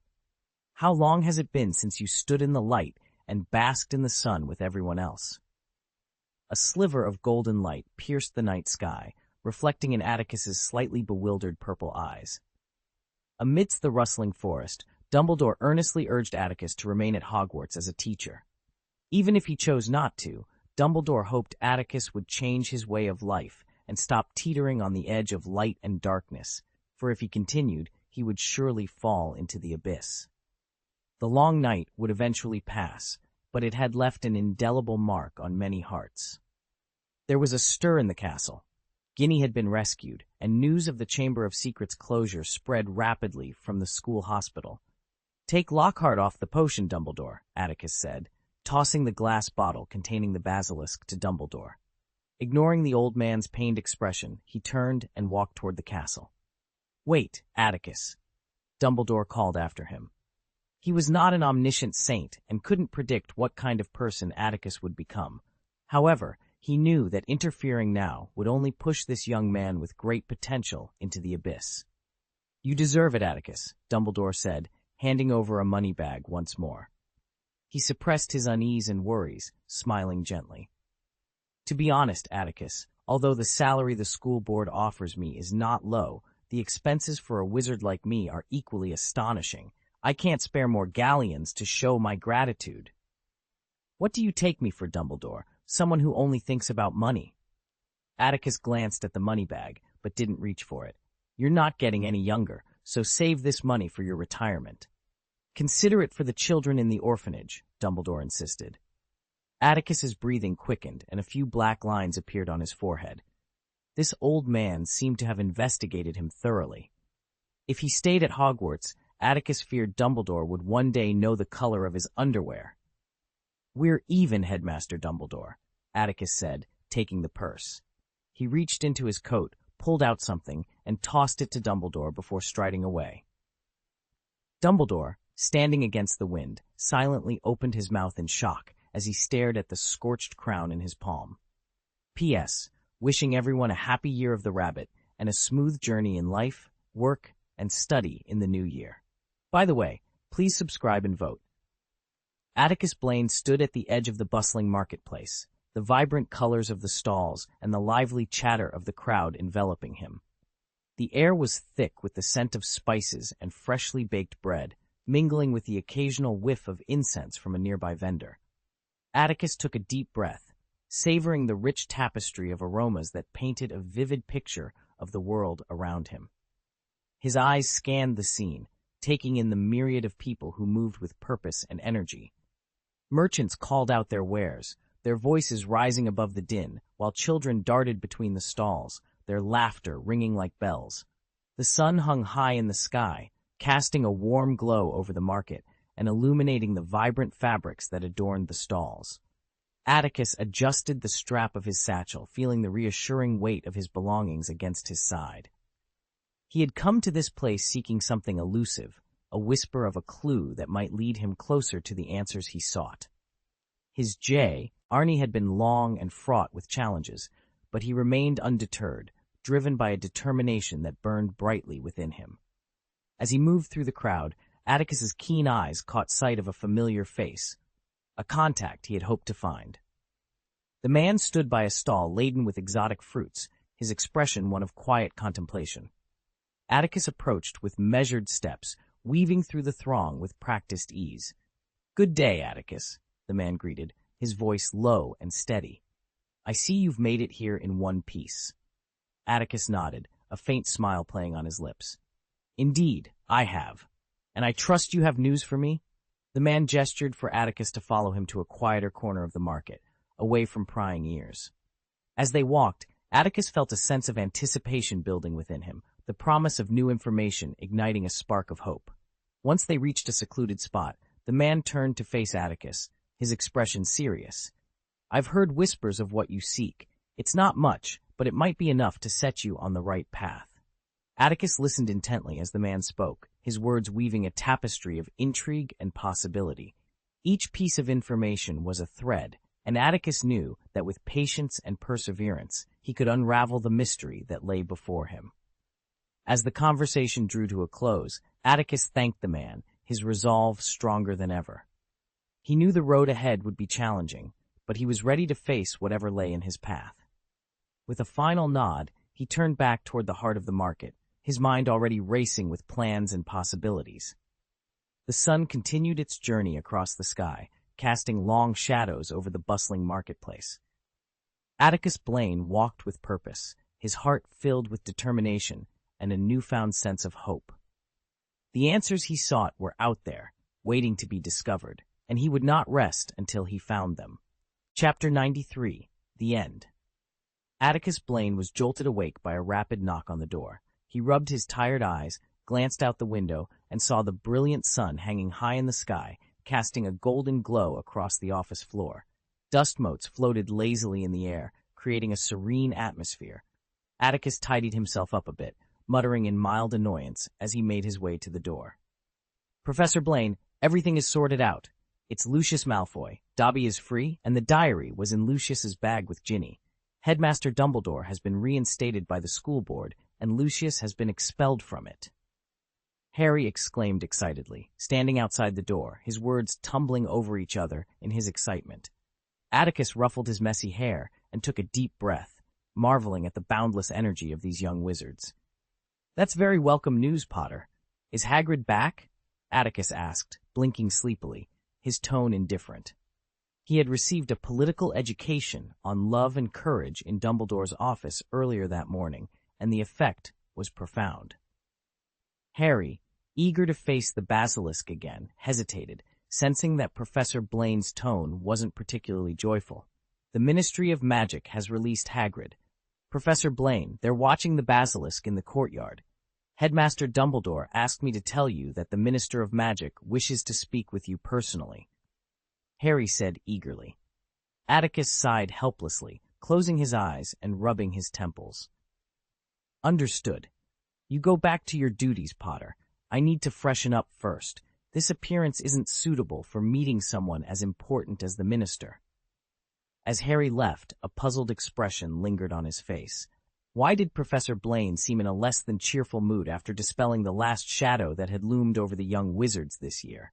It was likely around lunchtime, but the school auditorium was empty, with no one paying attention to the delicious food on the tables.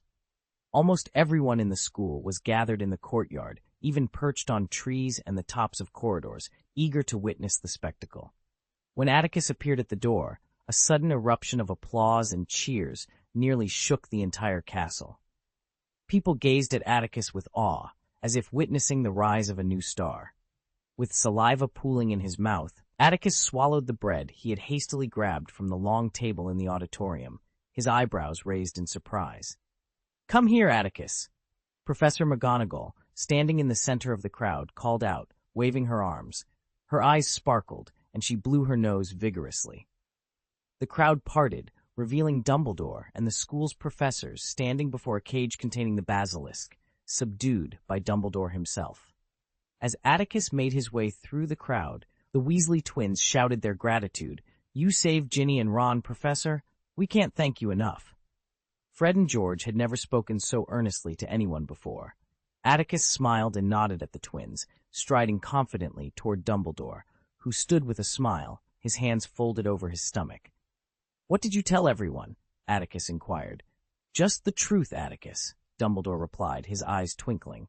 Cornelius Fudge, still in his peculiar attire from the previous night, approached Atticus with a vastly different demeanor than before. Laughing heartily, he stepped forward to greet Atticus, affectionately clasping his arm. "It seems we've welcomed another young hero with extraordinary strength, haven't we?" Fudge said, winking playfully at Atticus. Though they acted as if they were old friends, this was only their second meeting, and during their first encounter, they hadn't exchanged a single word. "All of this is thanks to the wise decision of the Ministry of Magic, Mr. Minister.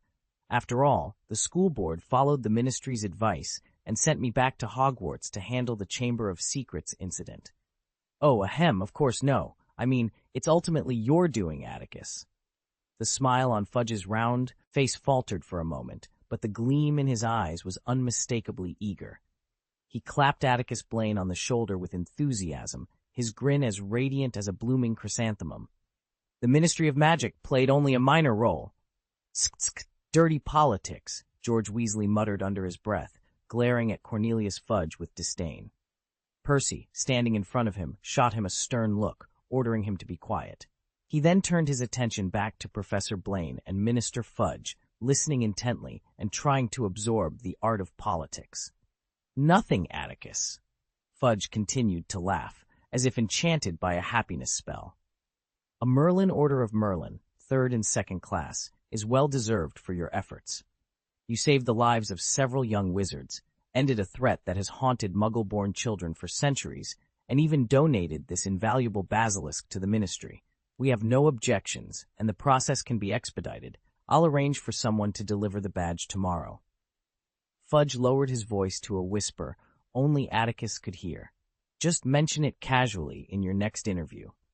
Noticing the peculiar expression on Atticus's face, Fudge quickly added, "Don't worry, lad, I'll handle it. I'm relieved that Rita Skeeter, that bothersome woman, was blocked by me. Somehow she already knows what happened at the school." "Donate?"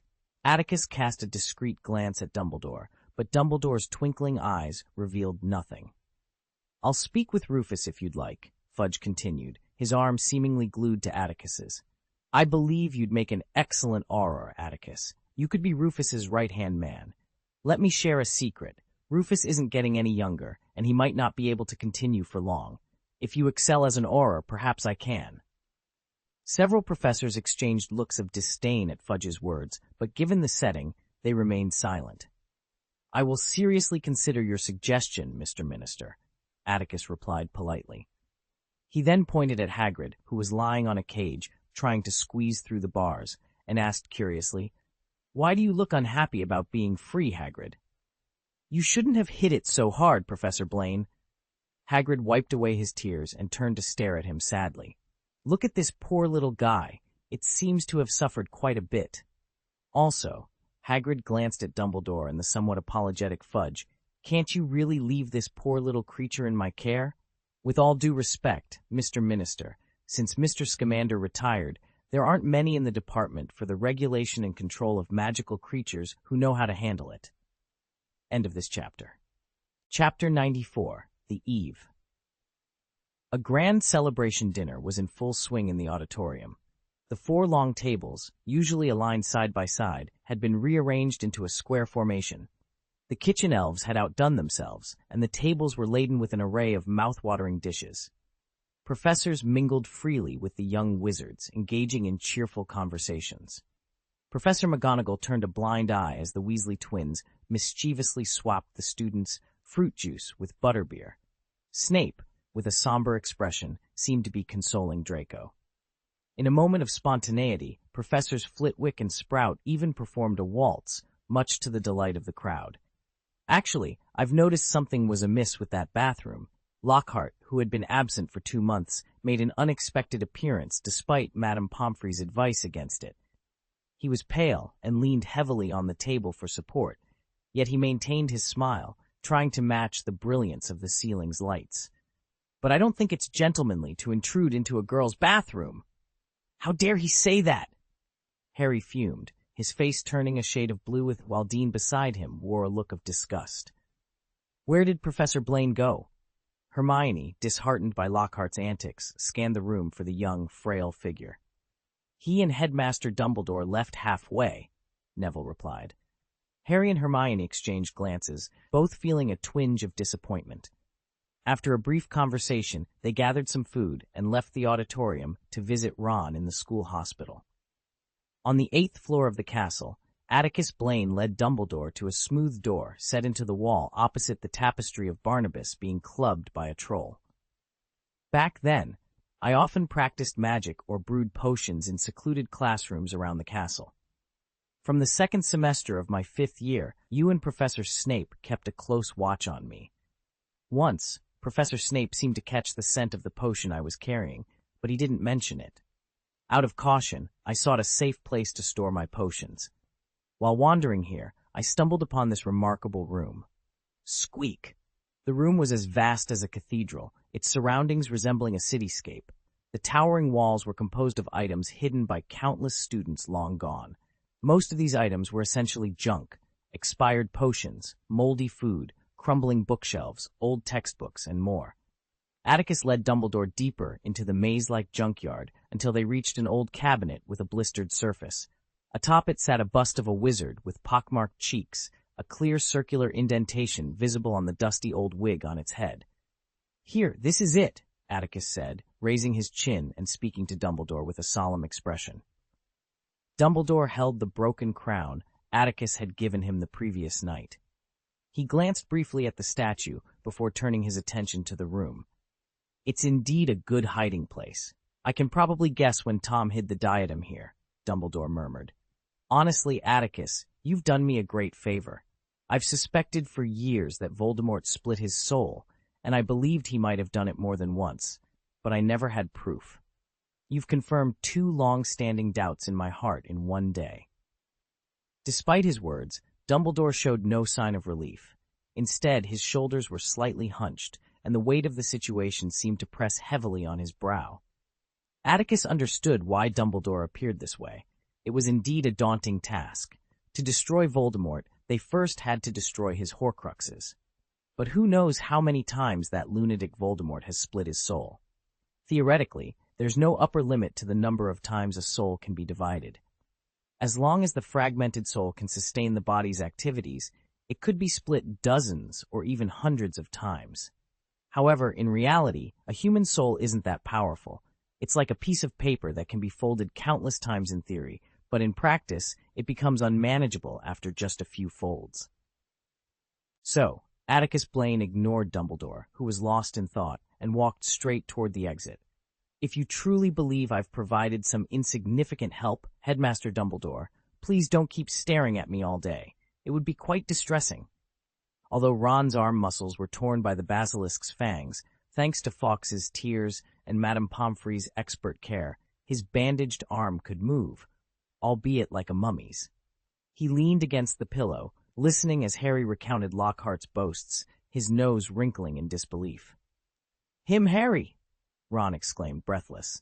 "Without you, even if Hogwarts closed down, he wouldn't find the entrance to the Chamber of Secrets. Didn't Myrtle get the punishment she deserved?" "The Ministry of Magic can't imprison a ghost in Azkaban, Ron," Hermione said rationally, having finally regained her composure. "Professor Blaine also thinks that trying a ghost is a ridiculous and cruel matter." "I don't see what's so cruel," Ron retorted, glancing at Ginny, who was in a deep sleep a few beds away after drinking a large glass of chocolate milk with sleeping pills. The memory of his parents' worried sobs by Ginny's bed that morning echoed in his mind. Speaking of Professor Blaine, Ron looked at Harry. "He's already decided to leave, hasn't he?" At this, Hermione became despondent again, and even Harry sighed, a frown creasing his forehead. "That's what Headmaster Dumbledore told me. He said Professor Blaine had fulfilled his duty and would soon leave the school." "It's bad enough," Ron muttered, attempting to cross his arms but forgetting about his injured right arm. He winced in pain as he accidentally pulled the wound. "My mother even asked me to invite Professor Blaine to our house as a guest during the summer. My father said he almost saved our family. It's true. He saved Bill and Charlie when they were in school, and now he's rescued Ginny and me from the basilisk. It's a debt not easily repaid." "I didn't save you for gratitude, Mr. Weasley," Atticus Blaine said, striding in with a smile. The 3 young wizards were surprised by his sudden appearance. "How are you feeling, Mr. Weasley?" "Oh, much better, Professor Blaine," Ron replied shyly, his ears turning red as he tried to raise his arms. Seeing Ron in good spirits, Atticus nodded with satisfaction. He sat on the hospital bed next to them and smiled at the trio. "Actually, I have some presents for you." End of this chapter. Chapter 95. Gifts. Gift? Harry, Ron, and Hermione exclaimed in unison, exchanging puzzled glances. They couldn't fathom why Professor Blaine was suddenly bestowing gifts upon them. On one hand, as your defense against the dark arts professor, I want to commend you for your bravery in confronting the memory of the Basilisk and Voldemort. On the other, it's to express my gratitude, Atticus Blaine explained with a warm smile. Harry had noticed that since the previous night, Professor Blaine had begun referring to Voldemort by his actual name. Previously, he had used titles like Dark Lord or He Who Must Not Be Named. To be honest, aside from the three of them and Principal Dumbledore, Harry had only heard Hagrid use the name once. Most wizards would recoil in terror at the mere mention of Voldemort. Yet, for some reason, Harry wasn't surprised. It seemed natural that a wizard like Professor Blaine wouldn't fear Voldemort as others did. After all, this was a wizard who, even in his 5th year, harbored the incredible ambition of one day surpassing Principal Dumbledore. If you three hadn't been the first to open the Chamber of Secrets, I might have had a much harder time finding it. In that case, Ginny might have met with misfortune. Dumbledore has decided to announce your efforts at the end-of-term dinner and award you special recognition for your contributions, Atticus continued. The trio showed no signs of surprise, clearly having been informed by Dumbledore beforehand. "So," Atticus said, reaching into his pocket and pulling out a broken wand. "This is my wand," Ron exclaimed immediately. "Yes, Mr. Weasley, I found it in a pile of rubble. Apparently you lost it." "Unfortunately, it's so badly broken that even I can't repair it," Atticus said, observing Ron's distressed and embarrassed expression. With a slight smile, Atticus took out a money bag and extracted 20 golden galleons, much to the astonishment of the three young wizards. Ron's eyes widened and his breath caught in his throat. He suspected the money was meant for him, but he couldn't quite believe it. To be honest, he had rarely even seen 20 galleons in his life, let alone owned them. "This should be enough for you to buy a new wand, Mr. Weasley. Don't refuse it. It's a reward for your courage," Atticus said. Ron accepted the large handful of gold coins with trembling hands. Before he could express his gratitude, he noticed Professor Blaine handing him another item, a slightly larger silver coin. "This is a commemorative coin issued by the International Federation of Wizards to celebrate the 100th anniversary of the Wizard Secrecy Act. I found it by chance and bought it. It holds some value. Your father, Arthur Weasley, drafted the Muggle Protection Act to safeguard the rights and personal safety of Muggles, and I believe this coin will hold special meaning for you," Atticus explained with a smile. "But I want you to keep it, not sell it for money." "I swear to you, Professor Blaine." Ron, finally regaining his composure, accepted the warm commemorative coin, his voice trembling with excitement. "I'll take this silver coin to my grave." A deep smile flickered in Atticus's eyes as he watched Ron cherish the silver coin. Then he turned his attention to Hermione. She seemed the saddest about his impending departure. Professor Blaine's remarks about life and loneliness had resonated deeply with her. Although limited by her age, she couldn't fully empathize yet. Additionally, Professor Blaine's achievements in spell innovation had left her in awe. Before, Hermione's primary goal in studying was to master. Hermione was always eager to absorb more knowledge, but she rarely considered the idea of creating new knowledge herself. Atticus Blaine's gift to her was not unexpected. It was a magic book with a worn cover. As Hermione took the book, her anticipation was palpable. Her fingers, green with excitement, traced over the gold-plated title, Simplified Theory of Ancient Spells. In her mind, she could hear Professor Blaine's voice explaining, "This book might be a bit advanced for you now, Miss Granger, but you should try to study it. It will provide you with a deep understanding of the historical evolution of spell models. If you wish to innovate in spellcraft, this will be invaluable." Upon opening the cover, Hermione noticed a line of dates written in blue ink by Professor Blaine on the front page, which introduced the life of Uric Gamp. The handwriting appeared fresh, as if it had been penned recently. "Professor Blaine," Hermione began, momentarily setting aside the mystery of the date. She looked up at him, her lips slightly pursed, her expression tinged with sadness. "Have you really decided not to stay and continue teaching? Many believe you're far superior to Professor Lockhart in teaching defense against the dark arts." "Just better?" Ron interjected, rolling his eyes and muttering under his breath. "That guy's a fool. All he does is flatter and spout nonsense." The news of Atticus Blaine's impending departure from Hogwarts had already spread among the students, and many expressed their regret. Truthfully, Atticus felt a pang of emotion at leaving these earnest young wizards. However, the allure of adventure in the vast world beyond Hogwarts was irresistible. To truly advance, he believed one must continually expand their knowledge and engage with other wizards. Moreover, the meager professor's salary was insufficient for his needs. Perhaps one day he would return to this cherished place, but that day was far off. Harry, growing impatient, finally caught Professor Blaine's attention. He looked on eagerly, speculating about what he might receive. Maybe a Nimbus 2001? He thought excitedly, though he quickly realized he already had an excellent broomstick. As his mind raced with possibilities, Professor Blaine's words took him by surprise. "Regarding you, Potter." Atticus knew his words might disappoint Harry, but he continued, "I don't have anything to give you right now."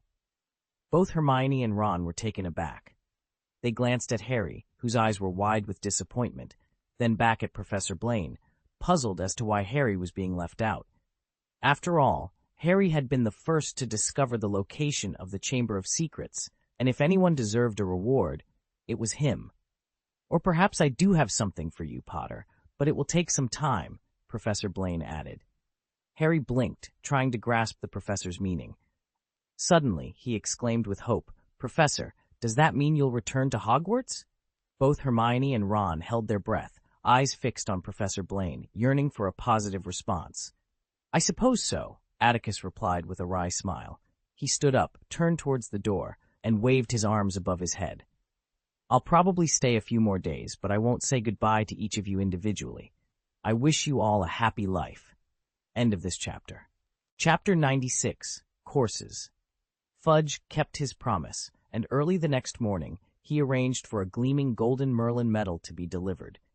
Under the watchful eyes of Dumbledore, a simple award ceremony was held, with more than half of the school's professors in attendance as witnesses.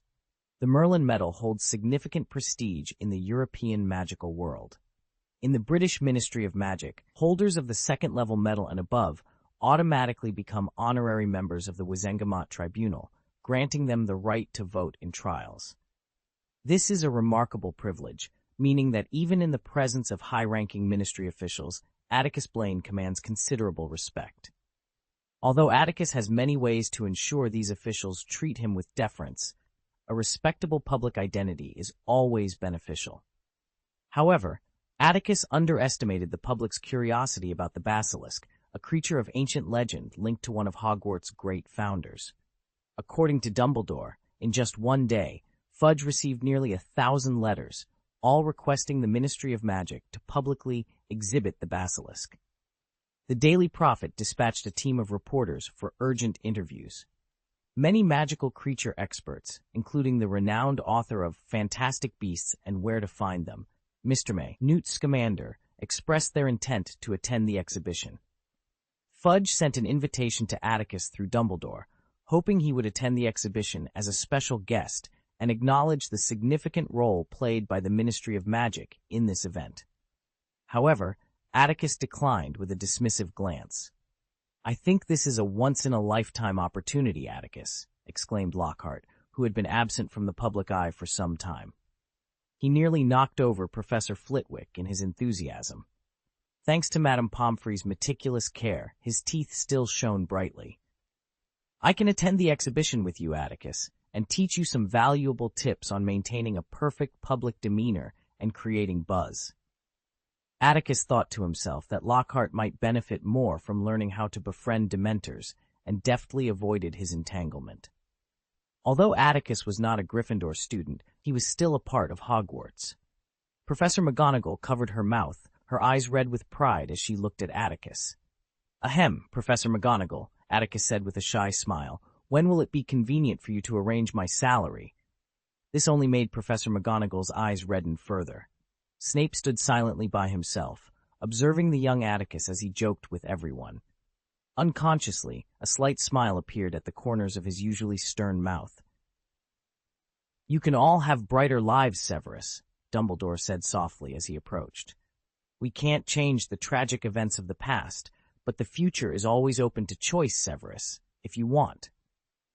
Before Dumbledore could finish, Snape had already walked away.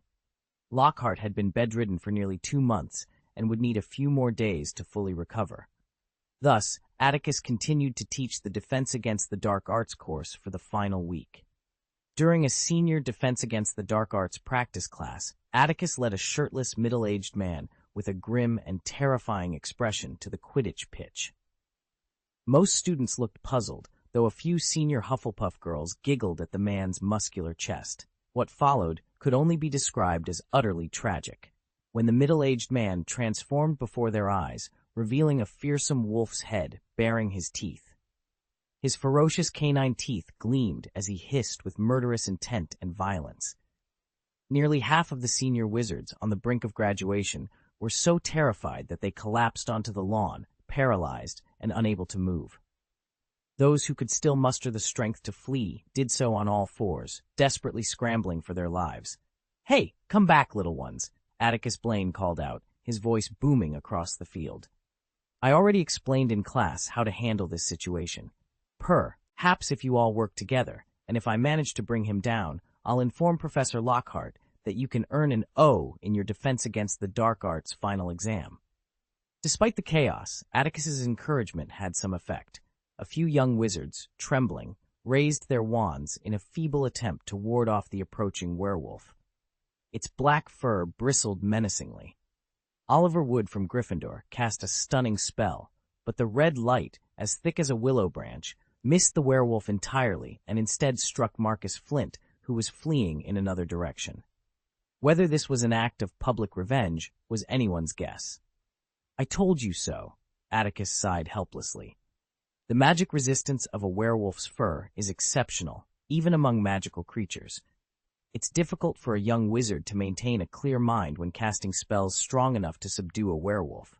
In such encounters, setting traps and using transfiguration are your best bets. "We're not you, Professor Blaine," Penelope Clearwater said in a plaintive tone. "Our skills are more suited to dealing with boggarts."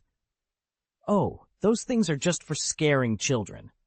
Atticus wrinkled his nose in dissatisfaction. "You should aim higher, Miss Clearwater." "But," Percy Weasley interjected, panting in support of his girlfriend, "we're just young wizards, Professor."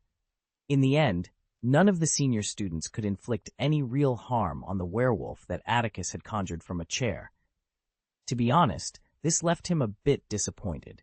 How would these children cope with truly dangerous situations when they entered the magical world unprepared?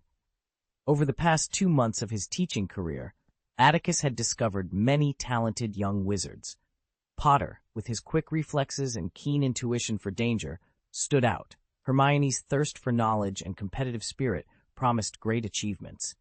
The innovative Gryffindor twins were commendable, and their sister Ginny showed excellent adaptability.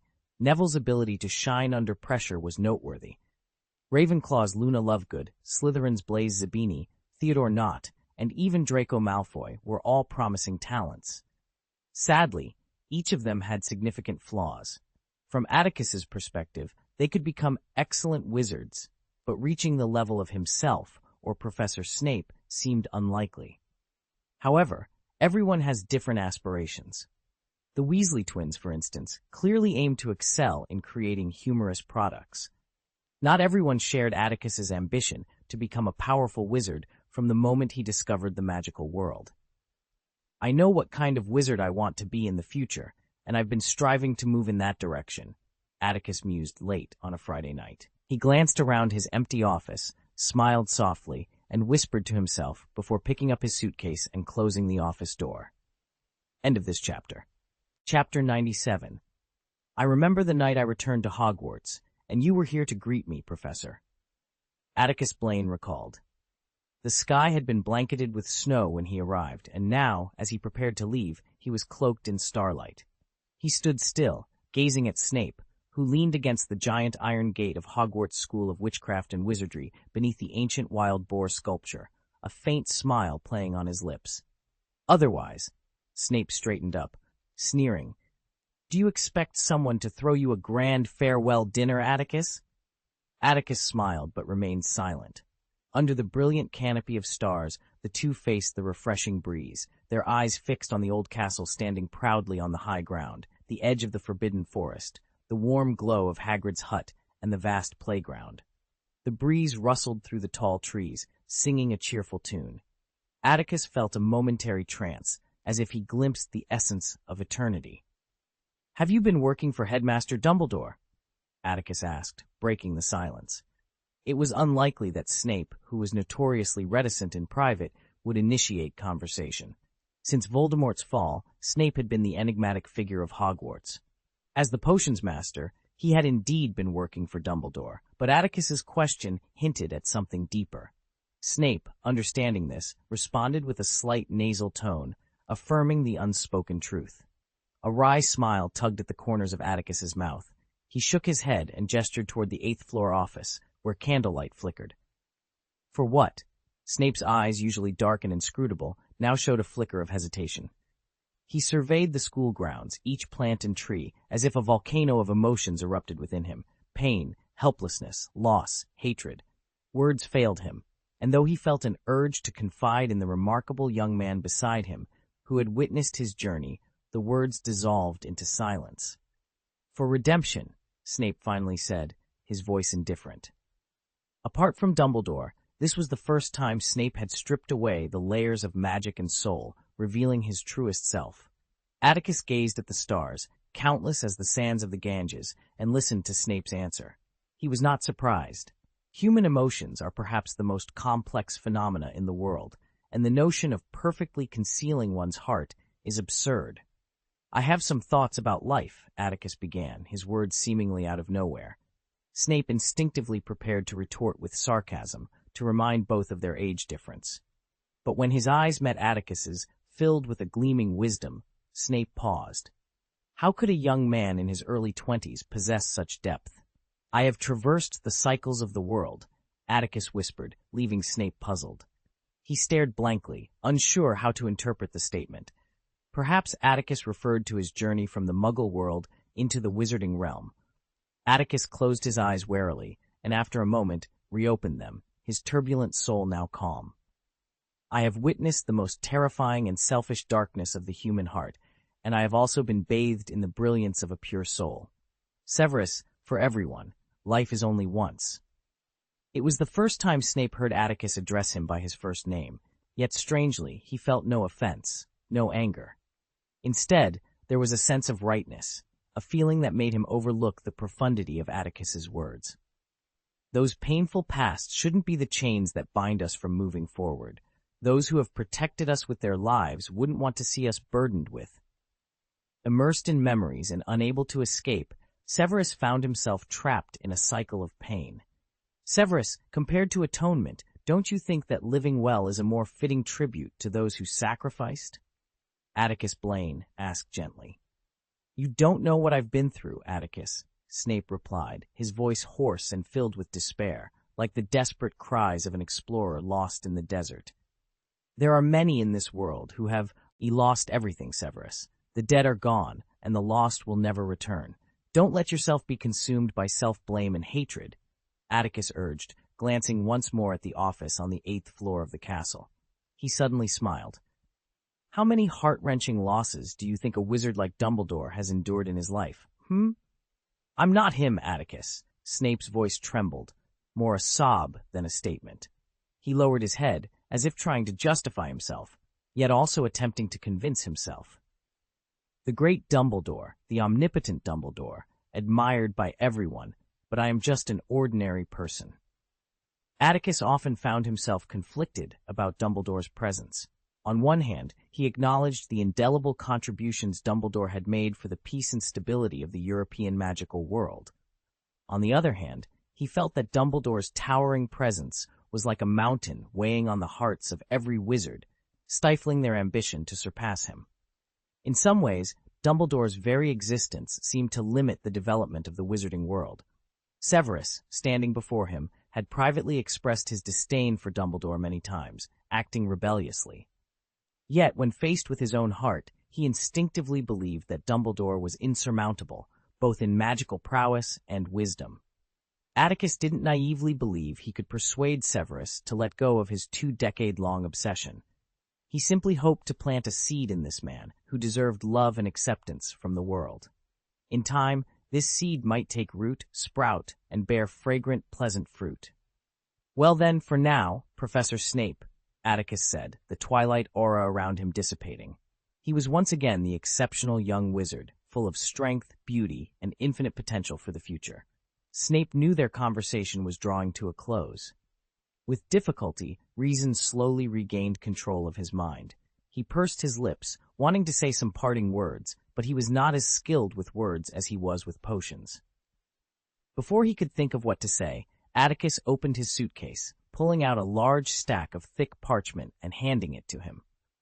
"A bit of Gilderoy Lockhart's dirty laundry, which I stumbled upon," Atticus said, with a light tone and a smile playing at the corners of his mouth as he watched Snape's eyebrows rise higher and higher while reading the documents. "I hope you can wait until the final exams for the young wizards are over before reporting to Dumbledore, or you could hand it over to the Ministry of Magic." Clang!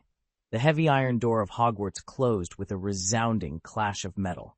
The breeze sang softly, arriving alone and departing alone. "Goodbye, Professor Snape. I wish you a happy life," Atticus waved, turning and striding into the boundless darkness without hesitation. P.S. Farewell Hogwarts. End of this chapter. Chapter 98. Daily Life. On a starless night, a bright full moon hung high among the branches, casting its silvery glow over the landscape. The violent waves, driven by gusty winds, crashed against the reefs with a mighty force. The rumbling roar was breathtaking, yet it couldn't overshadow the chill that lingered in the air within a vast palm grove not far from the coast. Suddenly, bursts of red light accompanied by shrill screams shattered the night's silence, causing the deep night to tremble. "Damn it! It's the Aurors! We're ambushed!" shouted a tall wizard at the forefront of a group of 7 or 8 wizards clad in black robes who had suddenly fallen into panic. Emerging from the sparse palm trees, more than 20 Aurors from the British Ministry of Magic advanced, led by Dawlish, who was commanding the operation. Observing the dark wizard's panic, Dawlish grinned with satisfaction. "If you surrender without a fight, you scum, the Wizengamot Tribunal might show leniency, allowing you time to bid farewell to your loved ones before you're imprisoned in Azkaban."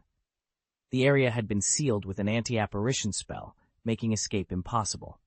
Amidst the chaos, a wizard transformed into an ethereal shadow and soared into the sky, vanishing into the unfathomable night. His departure incited curses from the intercepted dark wizards and darkened the faces of the Aurors led by Dawlish. "Kingsley, Robards, take a team to the left. Savage, Tonks, head to the right. Let's send these despicable smugglers to prison," Dawlish commanded. The fierce battle erupted immediately, turning the palm forest, which had repelled Muggles, into a sea of flames. The ground trembled, and the night quaked. In the scorching air, the piercing light of curses and the cries of wizards in pain echoed intermittently. The well-trained Aurors worked in seamless coordination, gradually eroding the dark wizards' territory. However, the brutal dark wizards were not ones to surrender easily. Despite fighting independently, they showed no fear. Their use of lethal magic created a stalemate, with neither side gaining the upper hand for a time. Hovering a mile above the ground, the Golden Viper observed the battlefield below with a cold gaze, lost in thought. 2 months prior, a Gringotts treasure-hunting team in Egypt had unearthed a trove of precious ancient relics and alchemical items from a pyramid dating back to the 11th dynasty. The news stirred the interest of the British magical world's pure-blood families, who, despite their glamorous facades, harbored rotten intentions. They commissioned the interception of these relics through Cacus Foley. Given the numerous countries to traverse and the volume of relics, a huge transportation team was assembled. The Golden Viper and his party entered the Mediterranean from Sid-Bairani, a coastal city in Egypt. While repairing in Heraklion, Crete's largest city, they engaged in a fierce battle with the Egyptian Ministry of Magic's aurors. The group then crossed the Mediterranean, entering the Tyrrhenian Sea from the Tunis Strait. To avoid alerting the ministries of magic in the countries along their route, the Golden Viper and his party traveled along the coast. Their original plan was to bypass any country, enter the Atlantic Ocean via the Strait of Gibraltar, and proceed directly through the Bay of Biscay to London. However, the long journey left most of them exhausted, with some even burning out several broomsticks. As they arrived at Montpellier, nestled in the Gulf of Lion, was where most of the team reconsidered their plans. They decided to traverse France and return to London via the English Channel, effectively halving their journey. Their passage through France was uneventful, leading even the notorious Golden Viper to mistakenly believe that the European Ministry of Magic had not been alerted by their Egyptian counterparts. However, upon entering British territory, their group was swiftly intercepted. It seemed the French Ministry of Magic had long been aware of their intentions, understanding that these formidable thugs were not targeting France, and thus they allowed them to pass unchallenged. A thunderous roar suddenly drowned out all other sounds on the battlefield. Thanatos Hodder, a towering wizard, raised his staff high, a powerful and mysterious magic swirling within the crystal orb at its tip, ready to be unleashed. "You traitors to glory, are you prepared to face the wrath of death?" he bellowed. As his words echoed, the ground beneath them quaked violently. To everyone's horror, a massive fissure opened in the earth, exhaling a foul wind as if it led straight to the underworld. With a sharp crack, a skeletal hand emerged from the abyss, gripping the edge of the chasm. "What kind of monster is this?" muttered Tonks, a relatively inexperienced auror, her hair shifting colors in her anxiety. The aurors, amidst the chaos, gathered to witness a 20-foot-tall skeleton, its eye sockets ablaze with black flames. Kingsley, breathless, remarked, "It appears to be the skeleton of a fire dragon. I'm no expert, but I can't identify the specific breed. What a vile group of individuals." With magic like this, Dawlish, recovering from his shock, glared at Thanatos. "You deserve an extra 10 years in Azkaban." The battle intensified, with the underground operatives gaining the upper hand. They took cover behind the colossal bone dragon, launching spells through its skeletal gaps. The bone dragon advanced, creating a steep incline, seemingly sealing their fate. Suddenly, a wizard with tea-brown hair, streaked with gray, and eyes as sharp as a lion's, dispelled his apparition and appeared near the battlefield. In a fiery explosion, the massive fire dragon shattered into fragments, raining down from the sky. Thanatos coughed up blood and collapsed, his eyes wide with disbelief as he pointed at the newcomer, unable to utter a word. "I warned you," Rufus Scrimgeour, turning to his disheveled subordinates on the slope, declared sternly. "Do not be intimidated by the false power of these scoundrels. See through their facade." Rufus Scrimgeour, the renowned head of the Auror office at the Ministry of Magic, had arrived, tipping the scales of battle. The Aurors quickly subdued the dark wizards, leaving only Thanatos to dodge the relentless barrage of spells, his defeat inevitable. Golden Viper. Thanatos, struck by one of Scrimgeour's spells, tumbled across the scorched earth, his robes in tatters and blood trickling from his nose. As Scrimgeour advanced, his wand poised, Thanatos's fate was sealed. Picking up his wand, Atticus Blaine felt a wave of helplessness wash over him. He suddenly looked up at the night sky above, frustration boiling over. With a voice filled with anger, he shouted, "I know you're still here, Gin Viper. If you're willing to save me, I'll offer you half of my reward." End of this chapter. Chapter 99. Daily Life. "Golden Viper," exclaimed Atticus Blaine's junior, Nymphadora Tonks, her complexion suddenly changing. Her eyebrows twitched with tension, and her eyes widened as she gazed at the night sky, where only the bright moon hung. She panted hurriedly. "Isn't he the dark wizard from the underground world who slaughtered numerous werewolves and nearly killed Greyback?" The Golden Viper, hovering in midair, almost lost his composure. If it weren't for the contract he had signed upon accepting the commission, which prohibited any member of their temporary team from fighting one another, he might have lashed out at Thanatos right then. Was this fool trying to ensure he was remembered by the Ministry of Magic? "Shut your mouth, idiot," he snapped, descending from the sky like a hunting falcon. He landed beside Thanatos, who was still calling for help, and cast a cold gaze over the aurors opposite him. His eyes lingered on Tonks for just a moment, and a fleeting, undetectable smile crossed his face behind the swirling magic vortex. Atticus Blaine was 2 years older than Tonks. This cheerful girl had been quite popular with the boys during her school days, thanks to her natural talent as a metamorph magus, which allowed her to change her appearance at will. This rare and intriguing ability made her the life of the party. In fact, she often amused herself by imitating the professors' faces, which led to numerous detentions from teachers, including Snape. Atticus had shared detention with her during the 2nd semester of his 5th year. They weren't friends, but they were familiar with each other. Since Atticus graduated, he hadn't kept in touch with any of his Hogwarts classmates. As Golden Viper's gaze swept over the group, including Scrimgeour, it felt like a bucket of cold water had been poured over their heads. The chill seeped into their very souls. Most of the aurors present were seasoned veterans, having faced life and death countless times. Their instincts for danger were far sharper than those of ordinary wizards, and they could all sense that this mysterious wizard before them was far more formidable than the scum they had just defeated. "I'm going to be out of breath," Tonks whispered, terror in her eyes, sweat dripping from her forehead. She discreetly patted her chest, trying to calm her breathing. "We need to go to Hogwarts and get Albus Dumbledore." "Shut up, Tonks." Scrimgeour, known for his resilience, shot her a stern look.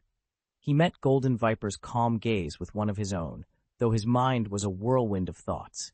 He had to admit he was a bit out of his depth with this mission.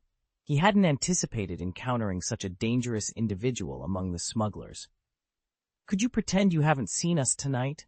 A voice, weathered and hoarse, emerged from behind the distorted vortex. It sounded polite, but no one knew it was magically disguised. Among the aurors present, only one had the authority to make decisions. Rufus knew Golden Viper was addressing him, and he understood that a negative response might provoke the Dark Wizard, who had battled those brutal werewolves multiple times, subdued Greyback and his pack, and nearly annihilated them all into less friendly negotiations. The underground world of Nocturne Alley had long been a thorn in the side of the Ministry of Magic. Many wizards active there were from ancient magical lineages. While Hogwarts had been the cornerstone of wizarding education for centuries, the history of these lineages stretched back even further, to the era before the kingdom of Merlin and Camelot. Wizards held tradition in high regard. If the Ministry of Magic is determined to suppress wizards in the underground world, they will likely find their support to be quite limited. Many of the existing 28 sacred families in the magical world have deep connections with underground forces, which would present significant resistance. Moreover, while the Department of Magical Law Enforcement has been secretly gathering information on active underground wizards, for years they have only managed to apprehend minor offenders. The Ministry has never found an effective way to deal with the more formidable figures. Take Greyback, for instance. His heinous crimes are too numerous to count, yet the Ministry has failed to capture him for years. And now, they face an even more ruthless adversary, the Golden Viper, who nearly killed the werewolf before them. "The Ministry of Magic will not bow to evil," Scrimgeour declared, his face stern and his sharp yellow eyes tinged with red. He raised his wand and commanded coldly, "Get out of here." Kingsley discreetly tugged on Tonks's robe and said calmly, "Go to the Ministry for help, or as you suggested, head to Hogwarts and ask Dumbledore for assistance as quickly as possible, Tonks. We can't guarantee how long we can hold out." Before Tonks could respond, the weary voice of the Golden Viper echoed, "Then I can only say sorry, everyone. Go!" Scrimgeour roared, and in an instant the aurors' wands erupted with curses, lighting up the night sky like fireworks. Silver flashes cut through the heated air, their fleeting, somber brilliance easily overshadowing the colorful spell lights. A sharp hum, capable of piercing eardrums, caused the space to tremble violently. The battle concluded swiftly, almost instantaneously. Thanatos surveyed the aurors sprawled on the ground, blood trickling from their ears and noses, and quietly opened his mouth. Atticus Blaine approached the fallen aurors, his wand tip emitting tendrils of shimmering silver mist. These ethereal mists drifted towards the aurors, seeping into their temples and bypassing their brains. "What are you doing, Golden Viper? I think we should avoid killing them. It won't do us any favors," Thanatos suggested. "I'm dealing with the mess you've created, fool." Golden Viper, meticulously weaving memories, shot Thanatos a cold glance. Thanatos seemed inclined to defend himself, but considering the power Golden Viper had displayed, he held his tongue. He shrank back in fear, his gaze shifting to the scattered bones of the bone dragon, his face contorted with distress as he muttered curses under his breath. The rest of the accomplices soon regained consciousness, and under Thanatos' explanation, they realized who had saved them from imprisonment. "Everyone needs to pay me 10% of the proceeds from this mission as a reward, and you, Thanatos, owe me 20%. Golden Viper stated calmly, sparking great dissatisfaction among his companions. They loudly protested against Golden Viper's demands, but Thanatos remained silent. It wasn't that he was a man of his word, he simply recognized the wisdom in not provoking this dangerous individual after witnessing him effortlessly defeat all the aurors. "Even if we refuse, there's nothing you can do, Golden Viper. You can't harm us. It would violate the contract." A clever voice shouted angrily from the crowd, reminding others of their rights. "No one asked you to save us, Golden Viper. You're acting on your own whims," another sneered. Golden Viper wasn't surprised by their reaction. He wasn't naive. It was futile to expect gratitude from this reckless group. "I really can't hit you," Golden Viper declared, casting a shimmering magic shield that enveloped everyone inside, leaving himself outside its protective barrier. With a disdainful chuckle, he added, "But I can certainly rouse these aurors. I'm sure they'll be delighted to see you surrender." End of this. Chapter 100. Revenge is not overnight. When the entrusted task was handed over, another small conflict arose. According to the contract signed by everyone upon accepting the task, Atticus Foley, acting as an intermediary, was entitled to a percentage of the commission from each wizard as a fee. However, it was discovered that the Golden Viper hadn't given a single galleon to Atticus Foley.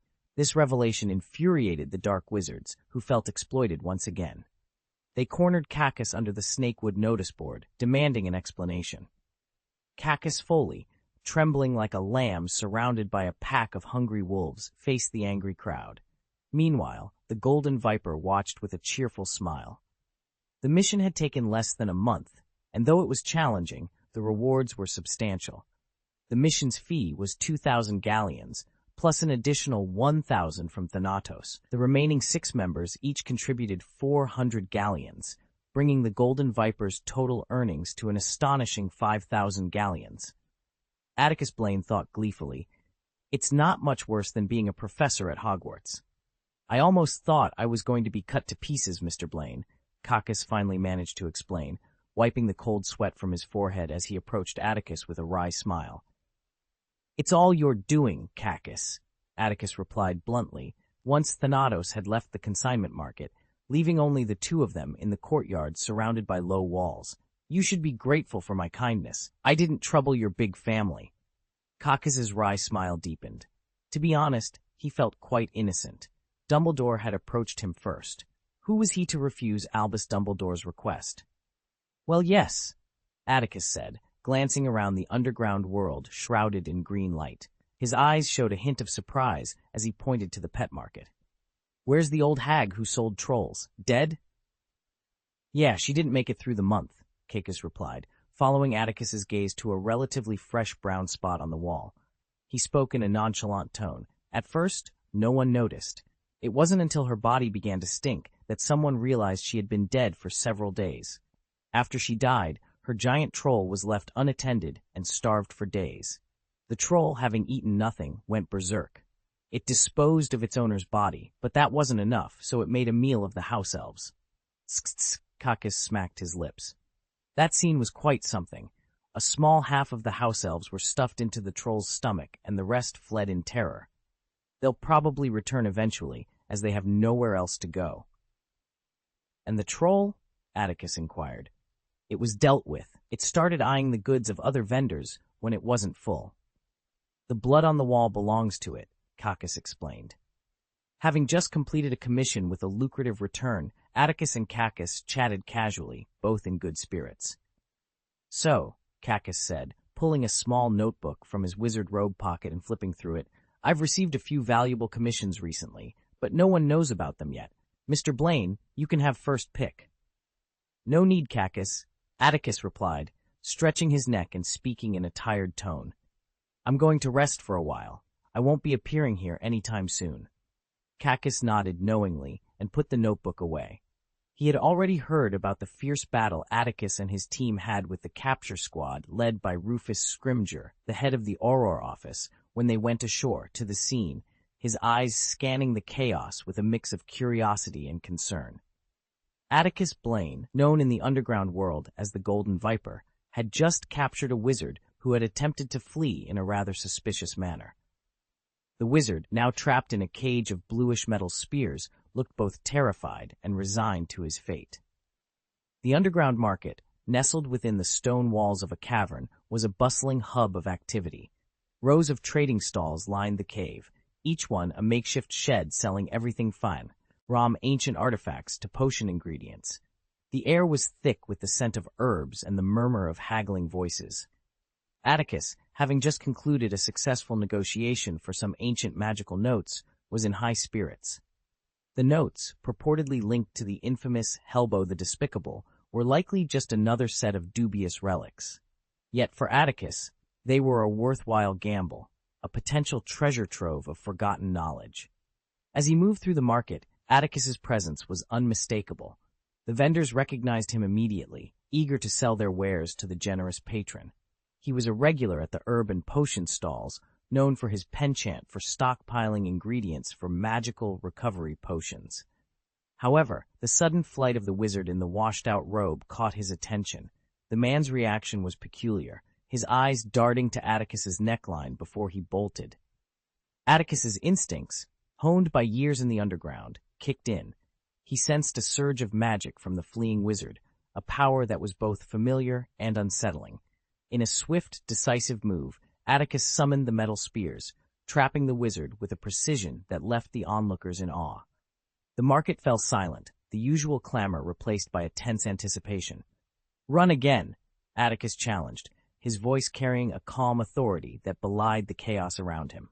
The crowd parted as he approached, their curiosity piqued by the unfolding drama. The wizard, now a captive, looked up at Atticus with a mix of fear and defiance. Whatever secrets he held, Atticus was determined to uncover them. The underground world was full of mysteries, and Atticus Blaine was a man who thrived on solving them. Atticus Blaine approached the metal cage, his eyes fixed on the disheveled man trapped inside. A sinister smile spread across Atticus's face, a stark contrast to his otherwise cheerful demeanor. The story had been available for 5 days, amassing a total of 23,333 subscriptions. Back in my rural hometown, 3 air conditioners hummed simultaneously, overloading the circuit and causing the fuse to blow. Now I found myself typing in the dark, illuminated only by the glow of my laptop screen. End of this chapter.